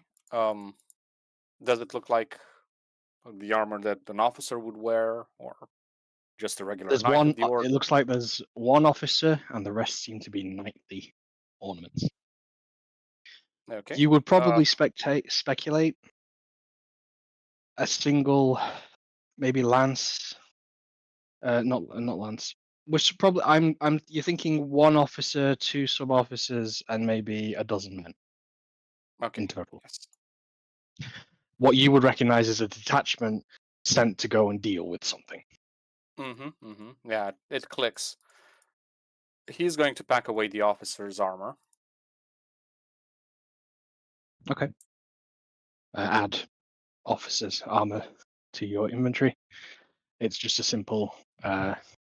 It too would be actually a plate mail, a full plate mail set. You know, sabatons, gauntlets, leg plates, breastplate, Yeah. and a helmet. Wrote it down as Knight Captain's plate armor. Torbran, thank you for waiting patiently. As you rummage through the boxes, there is a crate of explosives. There's dynamite. Oh. There is several loads worth of ore, unrefined, various gleaming. In fact, make me a rock check, Mr. Dwarf. A rock check. I believe that is history with advantage Mm-hmm. for a 15.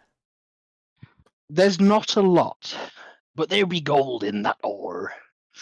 But you can see there's also imperfect minerals. There's also bronze. There's titanium.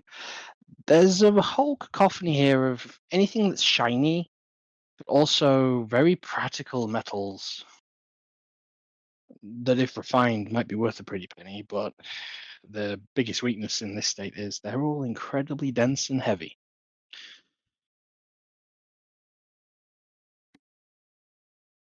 Let's see. And we're talking like wheelbarrows of the stuff mixed together in various piles here. Mm-hmm. Including this, you can find a crate containing a grand total of 124 gold pieces Ooh. and 67 silver pieces. That was a good roll. All right, 167 gold pieces. Silver pieces. Silver, yep. Small bag of gems. The evaluation is about 50 gold pieces for the bag. All right, so should I add gold or should I add gem? It's a thematic 50 gold, is what it is. Sure, 50 gold. And I mean, you didn't roll that good on 11. No, that's fine. Yeah, but unopened, you don't get to it. There is a similar looking chest from the storeroom. But right, okay. So, who's doing the first watch?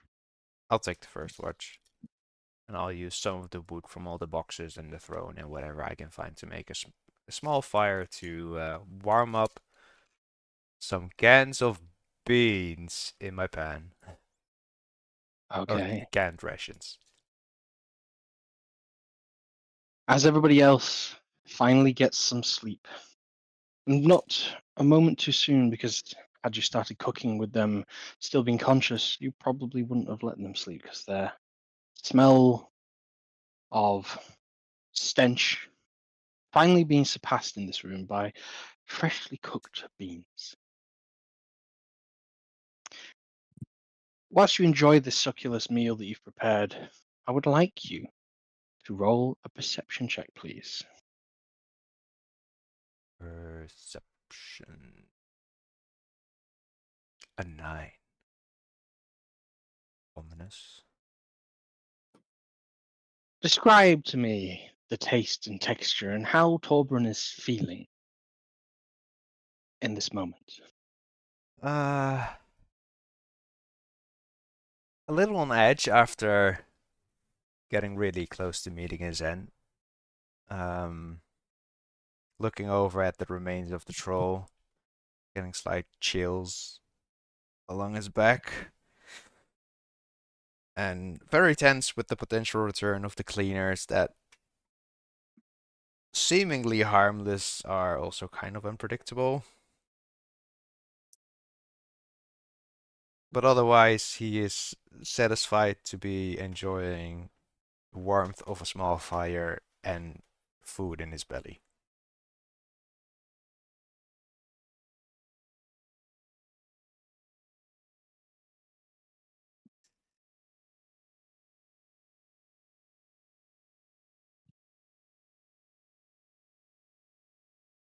As your rest begins and your watch ends, who do you wake up? Voldrat. Veldreth.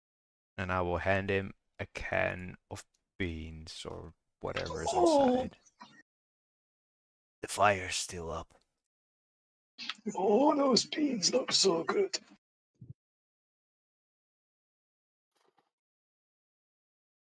Can you make a perception check for me, Veldreth?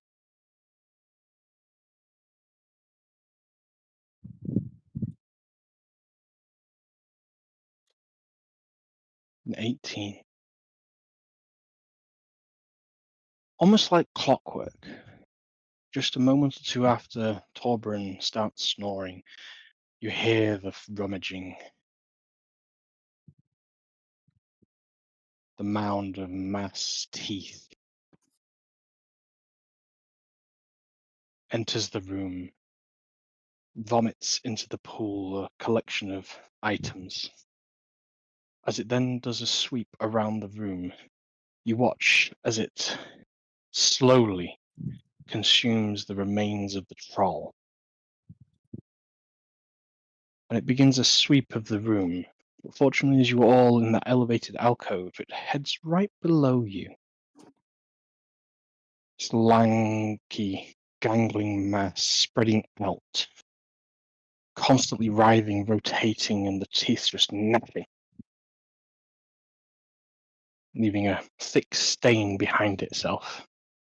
As once it circles around this entire cavern, stops by the pool once more, and vomits up the remains of the troll into the pool, which promptly begin to dissolve rapidly,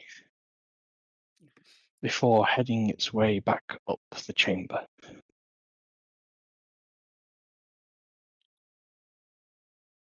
Who will you be waking at the end of your rest? Erin. Ariel. Yeah.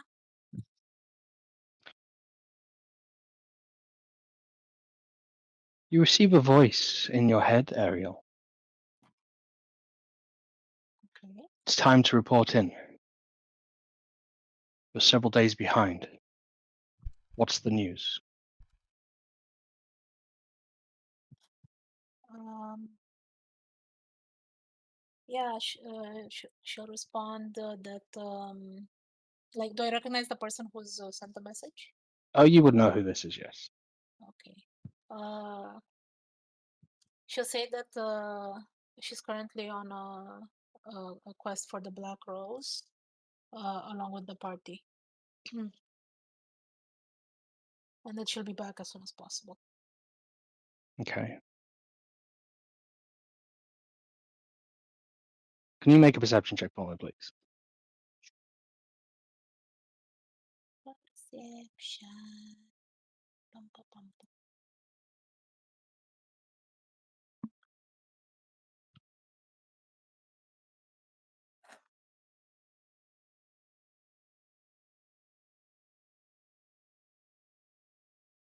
A 10.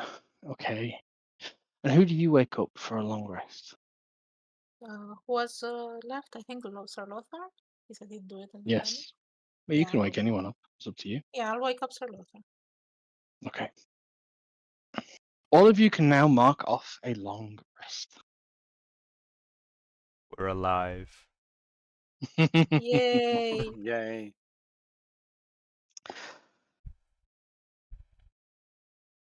How much longer does everybody have to continue tonight? As much as you want. Right, 5 a.m. Uh, I can stay for a while longer. I can stay for maybe an hour more without any issue. My Alright. cat seconds the motion, by the way. It's been on my desk, carefully listening to what we're playing. Nice. Hour is good. An hour is good? Very well. We shall continue. Upon waking and having Ariel just go back to sleep, the noise of the cleaner catches your attention, Sir Lothar. As you observe it at a distance guarded, it begins to make a sweep of the room. Make a perception check for me. Coming right up. 11. Okay.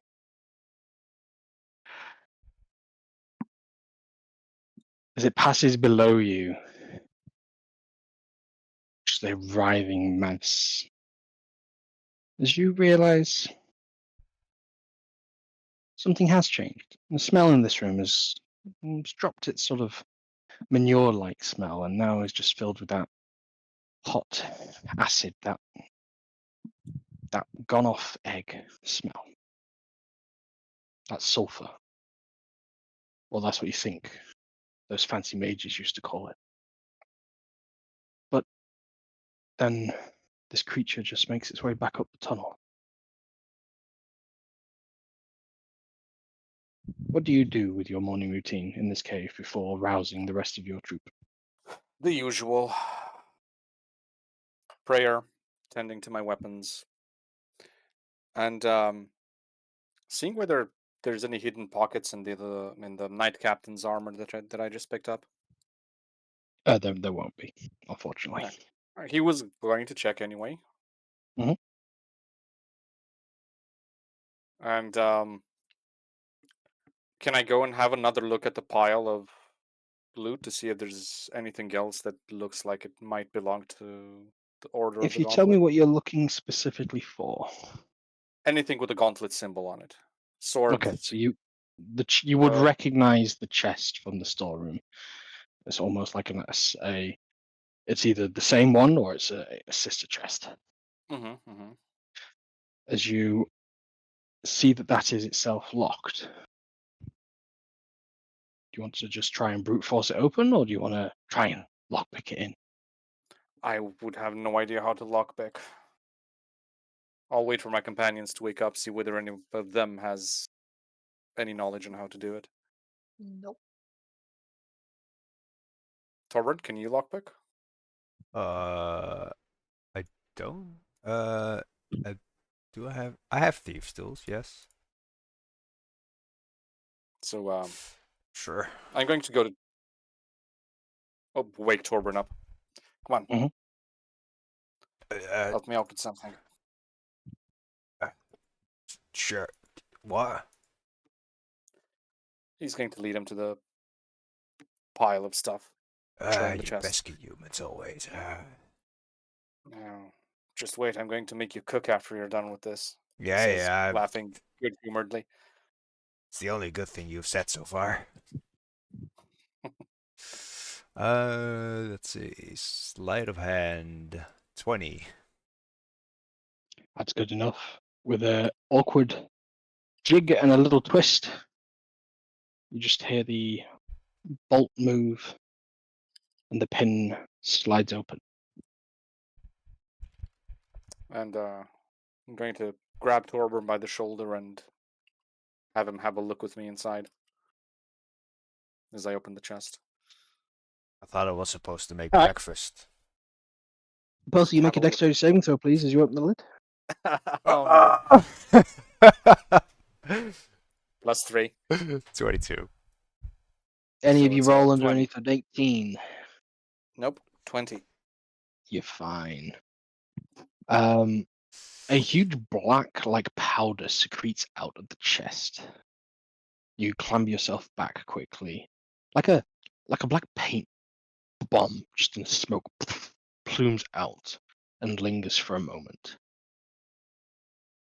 before dissipating with the air.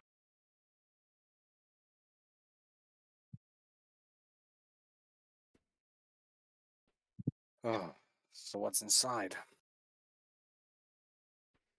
You can have a look for It's yourself, crank- you damn human. I will grumble away and start making a little fire again. There's something to Okay. be said about having a dwarf for good luck, huh? Getting woken up for this.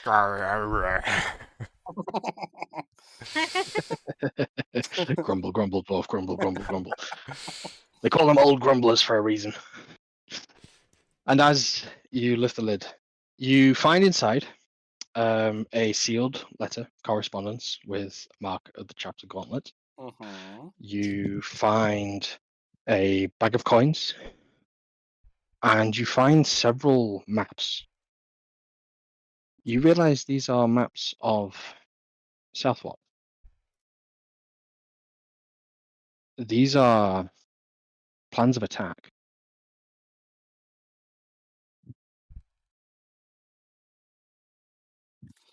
Okay. Do they look like they're plans of attack formulated by the Order? Do I recognize any of the tactics they typically employ? I'm not going to make you roll. It looks like military tactics, siege of a building,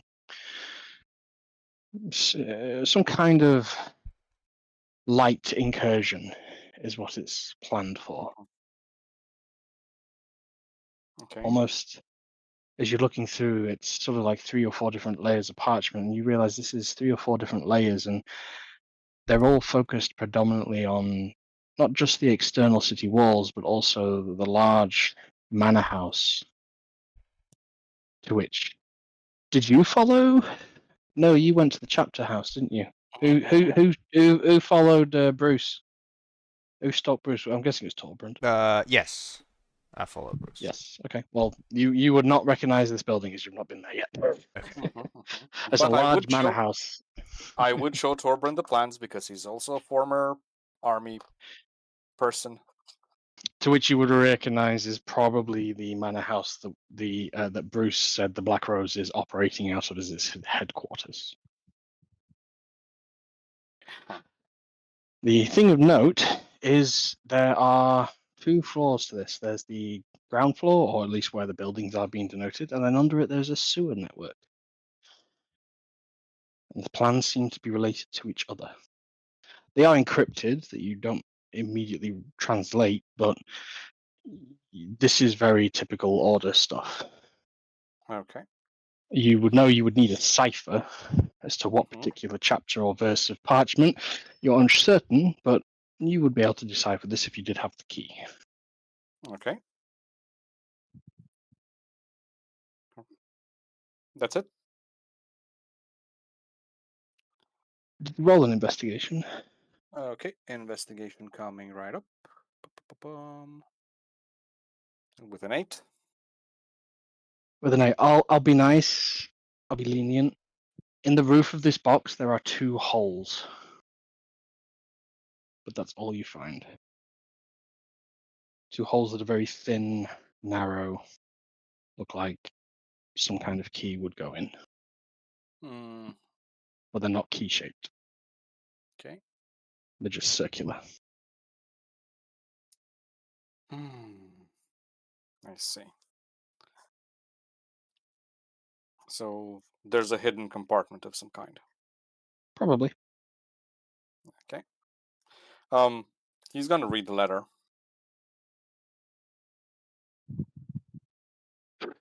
All right.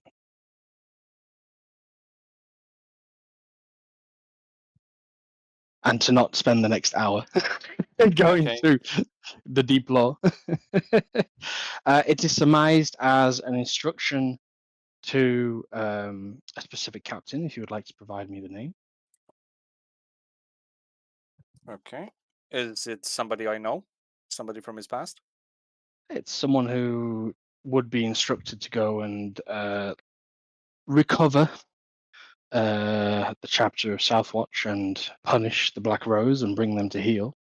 So if you think that would be of a notable position you'd be familiar with.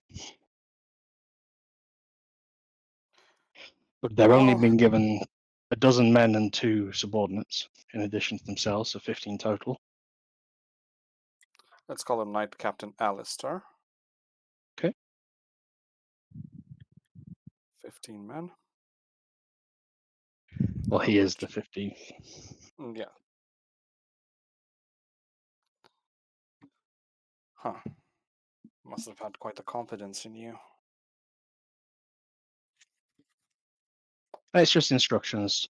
Bring them to heel, destroy the Black Rose, and reinstate the chapter at Southwatch.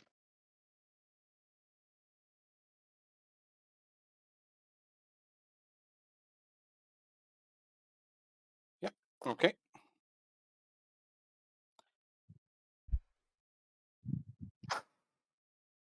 So I'm assuming that's everything he finds, right? Well, with those investigation rolls, yeah. He's going to go back to the group, tell them about what he found. I would say Wake everybody's them. probably awake at this point and enjoying a bit of breakfast. Torben, what have you made? I had some preserved fish. I have some more canned rations that I will be using up, and I think that's it. So it's a fairly bland but hearty breakfast. So I will remove the fish. I will remove another 4 rations. Cooking roll? Question mark. Yep. A 20. Okay, what's that I'll, on your table? Okay, so that's a separate 20 roll because that can't go over 20. So that would be a 19. That is +1 to all attack rolls and +1 to your spell DC. Oh. For the Okay. next long rest. Okay. Uh,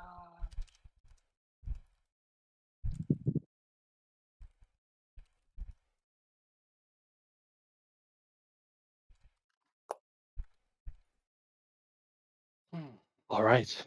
So, to expedite this, you have reached sort of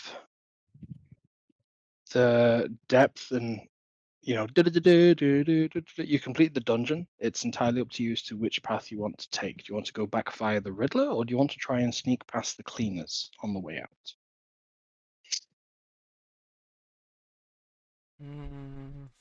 Let's see if we can sneak past the cleaners. Yeah. I'm not sure that Frank is going to like my second joke.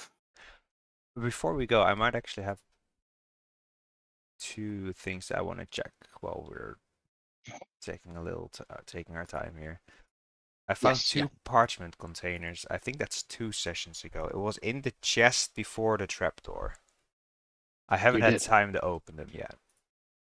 Mhm. I would like to open them to see what's inside. They are empty. Okay, I will toss them in the fire. But Okay. but you can see they're split in half, and they are clear containers of something. They are designed to contain something long, cylindrical. Doesn't seem of use to me. I will toss it in the fire. Okay. And there were 2 coin purses, one with gold and one with silver. Where did you find those from? Were they just in the chest? Also in that chest, yes. Oh yeah, speaking of, I've also got a bag of coins from the chest. Bag of coins is 3d20s. First one is gold, second one is silver, third one is copper. Okay. D20. I'll just do 90-20 and then wait no. No, it's Solothar's bag of coins. Yes. So it's 14 gold. 19 silver and 18 copper. Oh, it's 1d20 per Torbjorn. bag. Or Well, no. So his was a mixed bag. I see. Yours is just roll d20 for gold, and then the second one is roll 2d20s for silver. that's gold, 12 gold, and 21 silver.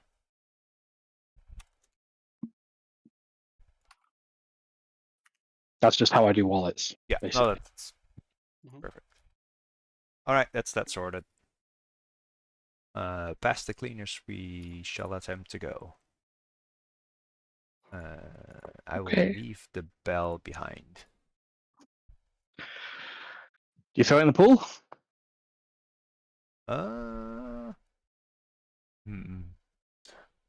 Or did you just leave it on the shelf where you were? Sure, I'll throw it in the pool. Let's see what happens. See if it's cursed. Just instantly like melts and sinks and then evaporates. Liquefies, I should say, not evaporates. No tower that crumbles, no mortar that falls apart now. The world ends, campaign over. Right, let's roll.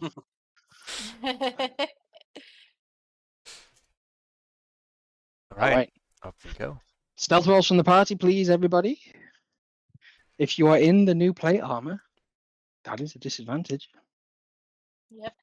But it was a disadvantage before too. We were all wearing heavy armor. I think Sir Lothar wasn't, because he was fancy.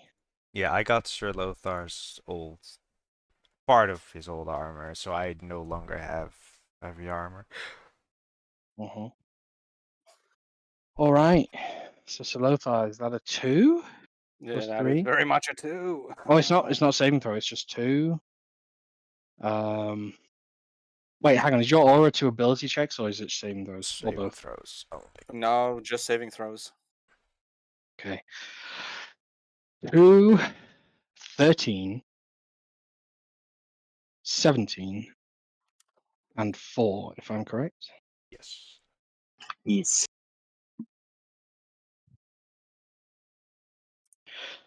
I will say it takes you longer than you had hoped. With a near engagement with one of the cleaners, as you thought you'd snuck past it, only to realize there are still 2, courtesy of your own making. But with enough time and effort, you get yourselves out. As fortunately, it seems they are on a bit of an autopilot and don't really pay you much mind if they even have one. And you finally make your way back to the surface, and for the first time in somewhat 24 hours, you have that fresh air fill your lungs. But to your dismay, where your wagon had been kept just off the side of the road in the trees out of sight, your wagon is not there, your horses neither, and the tracks don't lead anywhere. Well, I'm going to make an assumption here, and you can agree or disagree. I think our friends out in town sent us out here to die, don't you? I will not. Hmm? Very annoying. The follow-up question would be, are they in league with these goblins, or do they just know that this is such a lethal area that whoever they send here tends to die? Wouldn't surprise me if they paid off the goblins somehow to get rid of their dirty work.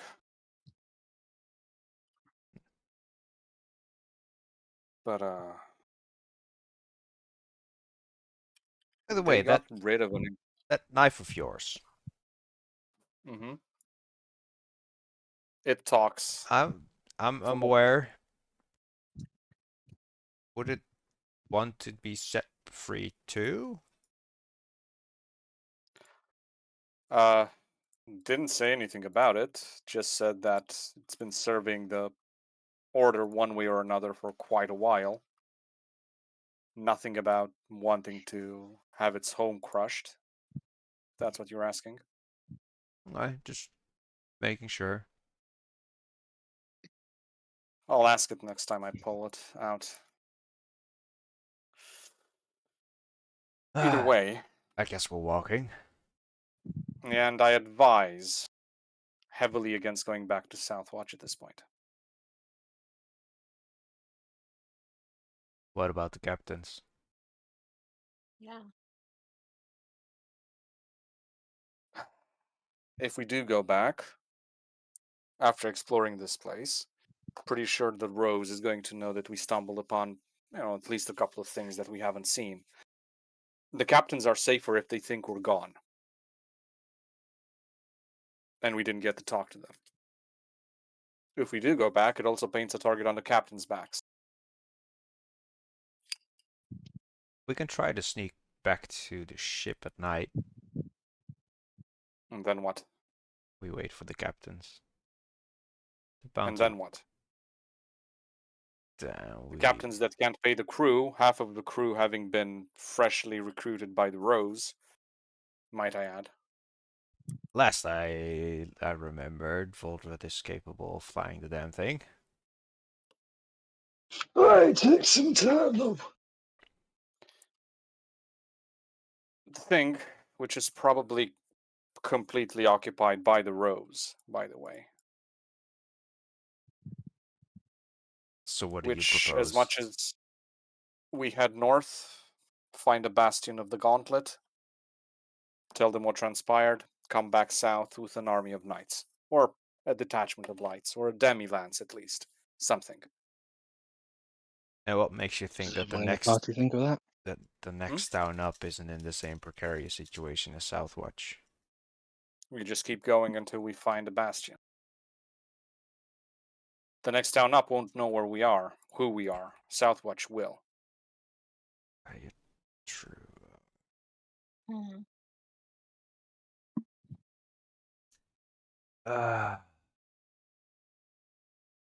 Crescent is gonna have my head for that.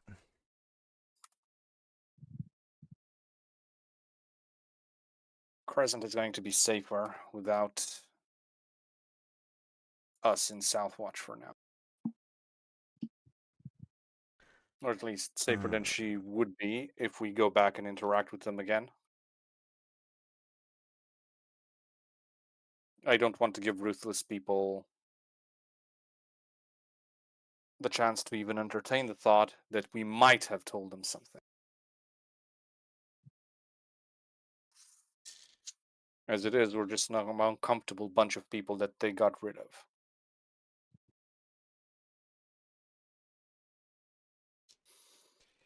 Besides, I'm not a Knight of the Order anymore. Oh, that much is clear.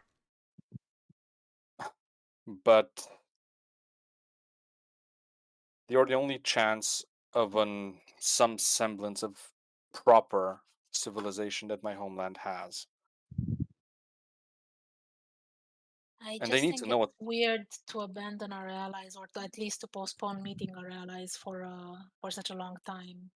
Things might happen to them too, you know. Yeah. They're not favored by the Black Rose. And if I'm we go against back this now, personally. if we do go back now, what's our recourse? Sneak into a town that's under the organization's thumb? Sure. And we can warn the captains and they can leave and we can leave with them.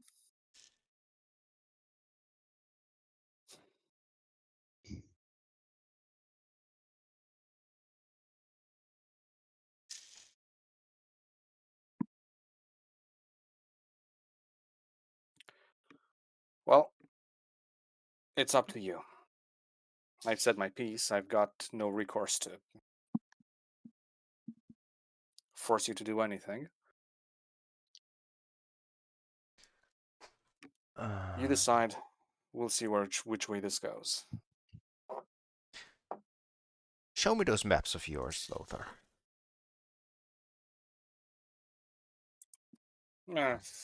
Just what he's going to show them. Just attack plans. Without a cipher, we just know that they want to.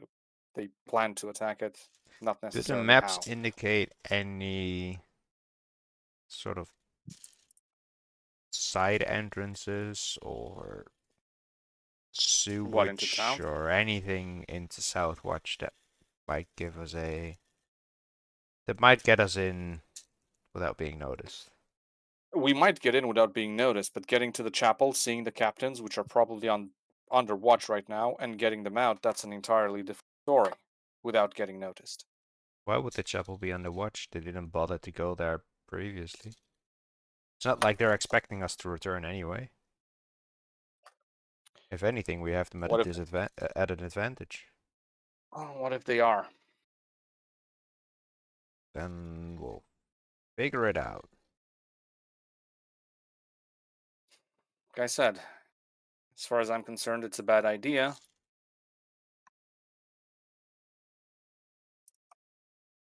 Yeah, but And we I'd can't rather- run from this. Hmm? I don't think we can run from this. It's I'm not running, Ariel, and he gives her a pretty poignant look. You mean like you ran I'm from your telling- previous life? Not this time, Torbrin. Not Oh, anymore. it's a bit personal, that one. Not anymore. Aye. What would you I like to need- pick up? That white leather glove you just struck him across the face with, sir? He's going to raise the parchment with the seal of the order. The order sent about 20 men south. 15. to br- You would know. Wasn't it 15 men and a bunch of No, others? it's a dozen men, Okay. 2 subordinates, and a leader. Okay, fair enough. So, correction. The order sent 15 men down south to bring this thing to heel, which means they weren't aware of the extent to which the rot spread. They need to be warned. And I need to come back with a bunch of knights and put the whole thing to the sword properly. Do the letters have a date on them? Just a little bit above table. It's fair to surmise that company made it to the mine, and they made it no further. Mm-hmm. Mm-hmm. So it doesn't necessarily mean that they failed in their mission because the Black Rose bested them. They got bested by a troll, the mine. cleaners, and a horde of goblins that you have now promptly wiped out. Okay, fair enough. I just want to make sure that we're not like jumping to too many conclusions here. So Yeah. So I have to take my tinfoil hat off now. look, I know campaign 1 would have been like, yeah, let's hit 1 week at town 1, 1 week at town 2. What's wrong with week 3 at town 3? Yeah, I know. It's just, we're not quite there anymore. So just above board. Okay, fair enough. Look, if you think it's feasible for us to sneak in, get our captains, and see what we do from there, I'm with you. Just laying out options. You do also have a hefty reward for having cleaned out the fucking mess that's here. Yeah, If you have any well, proof. which we don't. Well, when he mentions that, I'll be right back. I will go back to the mine entrance where we first entered. And I'm aware that not too... Oh, the cleaners probably cleaned that up. Maybe on the little... Anything that was in the corridors is gone. Yes, but not in the little room. In the storeroom? Nope. They wouldn't go in there. And that was fairly close to the entrance. I'll attempt to run into was. there and grab something from a goblin. Sure. A hand. The Ahead. explosive remains of a pile of now well rotten goblin corpses in that room that were most of it's cleaned up, but several of them did bounce into the storeroom. So I'll take you the find an unexploded goblin head. I'll bring a head out. I'll toss it to Lothar. Here's your bounty evidence. Now off we go. Okay. Let's do it your way and hope they don't realize we know more than we should. And he's going to summon his horse. We can just play dumb, tell them that we completed the quest, and ask if they have more. I'm all with you. All right. Oh. It's another day's journey back because it was half a day on carriage and you are now moving slower.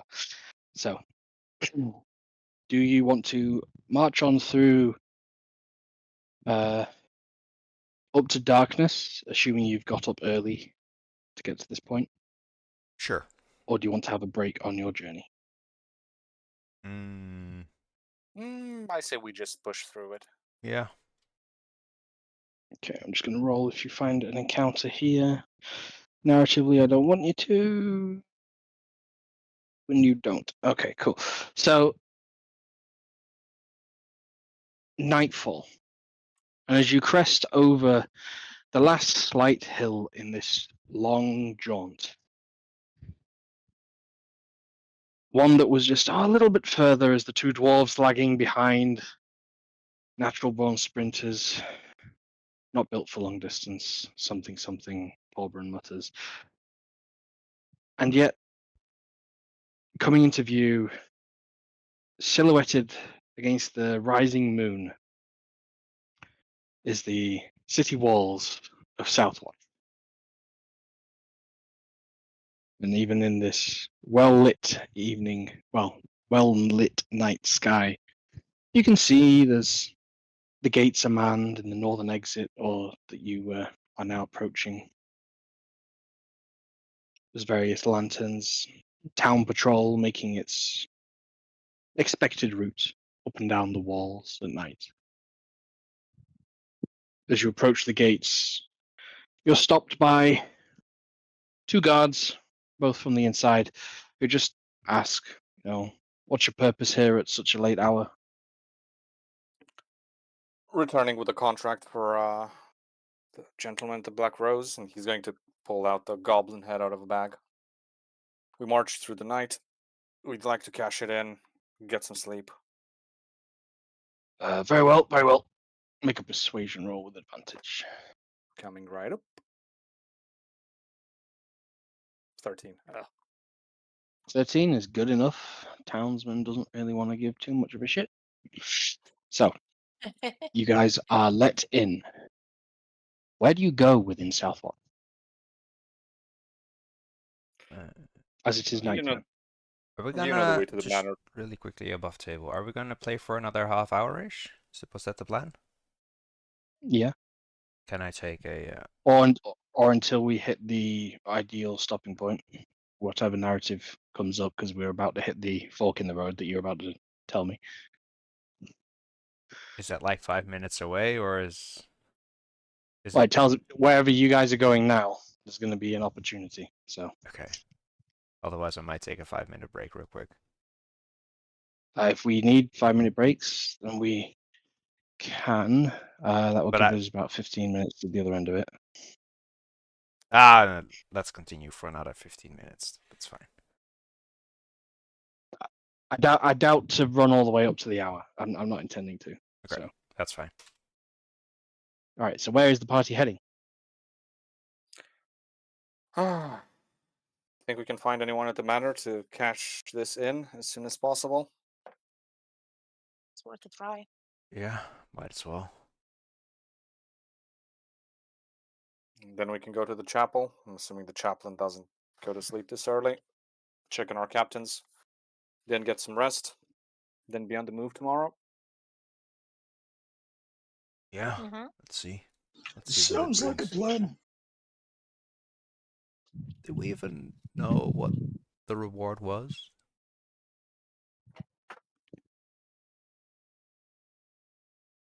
Gold. Oh, More gold. 500 So they gold. give us. I've got it noted here.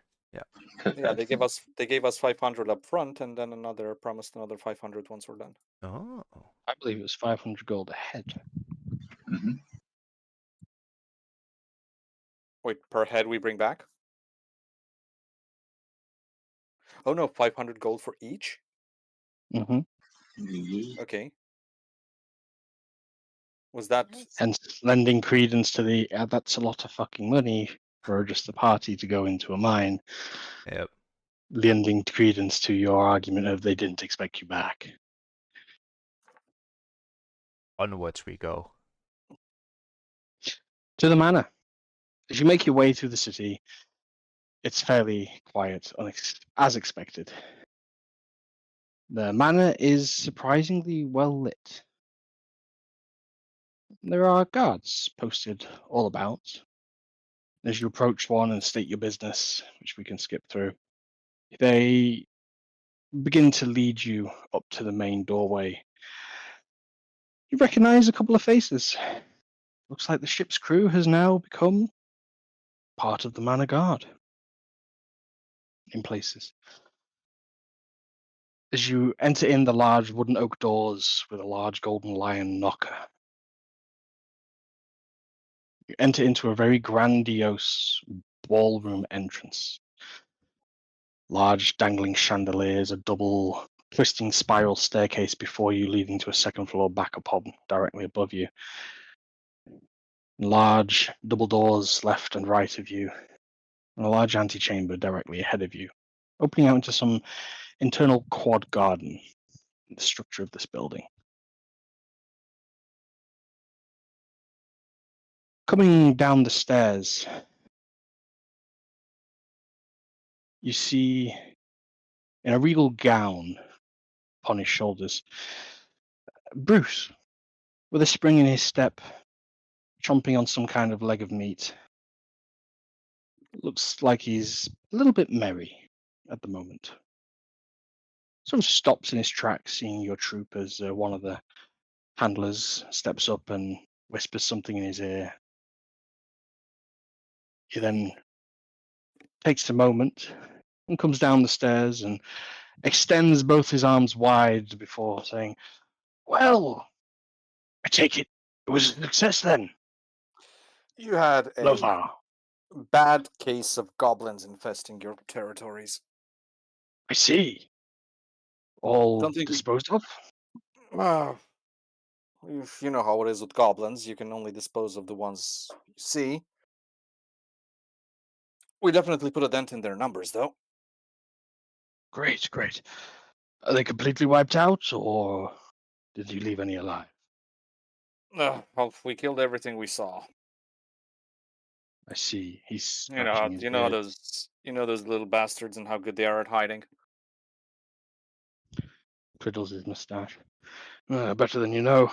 I had many dealings with them, but well, I believe a success, a celebration is in order. And you can see he's clearly, you got the smell of liquor upon him. Thanks, but we're tired. We're just going to take our pay. Nonsense, on our- nonsense, nonsense. I don't know, what was the bounty? Did we say 50 gold each? Was it? I believe you promised 500. And he laughs at that, trying to gauge if he was actually serious about it, or whether he was yanking their chain. He's a little bit tipsy. You're not quite able to make an insight check. Insight. Yeah, not with Yikes. that. 4? You're not quite sure. It could just be the liquor. You're not sure. But he puts an arm around you and drags you through one of the open doors to the side, inviting the rest of your troop to follow. As he is gesturing to various individuals around, you see people start moving, snapping his fingers, and a bit of a table is being made out before you. Yes, a feast for our successful heroes as they have returned from their perilous quest to rid us of whatever beasts and mighty foes were in the mines to the north. Just a contract, just a bunch of goblins. I insist. Just I've dealt with worse. And besides, you would be our second set of honored guests for this evening. In fact, send for those. Yes, send for those. And well, I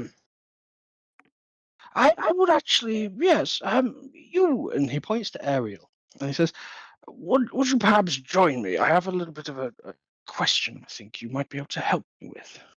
Oh, that sounds interesting. Sure. I'd love to also just show you some of our fine art collection here whilst we wait for our other guests to arrive. You don't need to formalize things like that. Right, well, if you'll excuse me, I'm sure the food... here it comes. And you just see as portions of fresh, warm soup are being brought out into the dining room. Bottles of alcohol and mead are being brought through and offered to the three of you. As you step out into the corridor, Ariel, Mm-hmm. he cautiously puts an arm around your shoulder and very lightly rests it there and just says, "Do you know, it's been so long since I've had such a company of such fine company, I should say. But I wanted to show you something because I believe someone of your background might be quite impressed by this." He says, "Forgive me for being a little bit forward. It was more of something I stumbled upon and thought would be quite interesting for you." Okay. And he leads you into a side study. Mm-hmm. Just as you're about to go through, you can see opposite in the hallway, just as you're about to step in the doorway, catch a glimpse of Captain Howarth, Captain Crescent, walking down, being escorted by a couple of hands. Their former crewmates now working for the Black Rose. As you sort of lock eyes and head on in. There's a little bit of a brief wave, but it's over. Is everything all right with the captains? Oh yes, absolutely. No, that's fine. They're just staying here for this evening. They made their recoveries rather quickly. It was great. So we offered them a place to stay, considering most of their companions are now part of our group. Mm-hmm. Okay. He sits you down in front of his desk and he says, "Now, someone from your realm, your heritage, you're from the Feywild, aren't you? Yes. Shall nod. I was wondering if you could appraise something for me, because I've been trying to."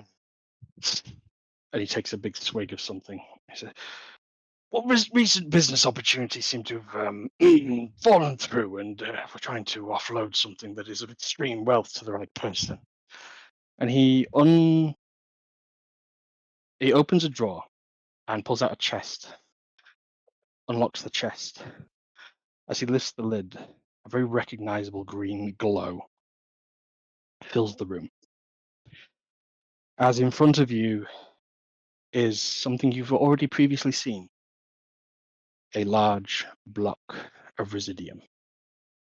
Okay. As the rest of you are tucking into this warm, wonderful, fresh, hot soup, it's been made. It's got actually a good bit of flavor, Torbrun. They've tried on the spices. They haven't quite got the balance right, but it's really lovely, flavorsome, warming chicken broth soup. And as you're tucking in, the doors open behind you, and Captain Howarth and Captain Crescent come into the room. And they sit down opposite you. Crescent giving you the cold shoulder and acting a little bit bashful towards you, but introduces herself. Not introduces, just greets Voldreth heartily and also Salothar. And Howarth shakes your hands.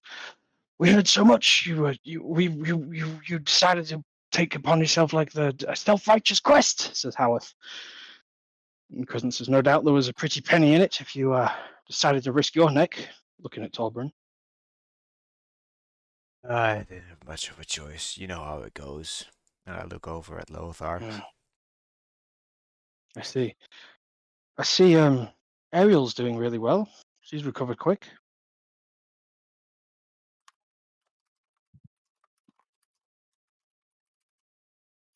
What was Ariel recovering from? Crescent looks at you peculiar. "What do you mean?" "She was in the chapel this morning." out cold like we were? Oh, Was she? I will get closer and I will just sort of, I'll just sort of walk past her to making it look like I want to grab something further down the table behind Mhm. her, and I will just sort of whisper to her while I walk past. That wasn't Ariel.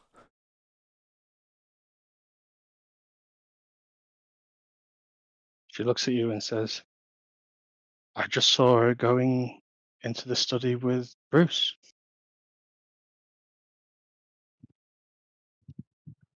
That was Eric. Yeah, yeah. She was talking about the chapel, right? This morning.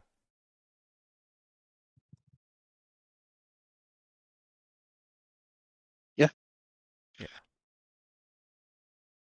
That Ariel So, is the real Ariel.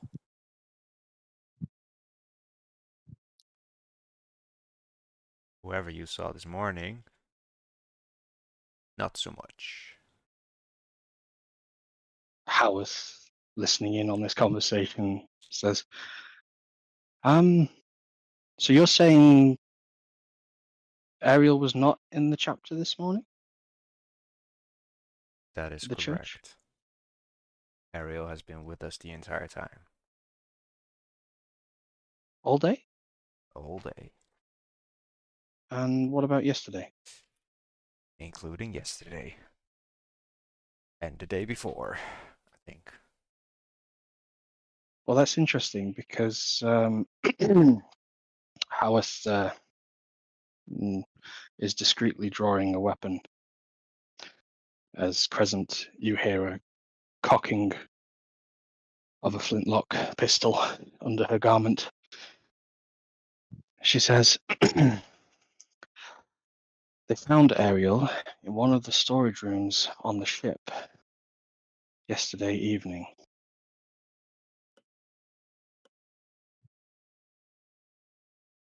And that's where we're going to end tonight's session. Ooh. Ah,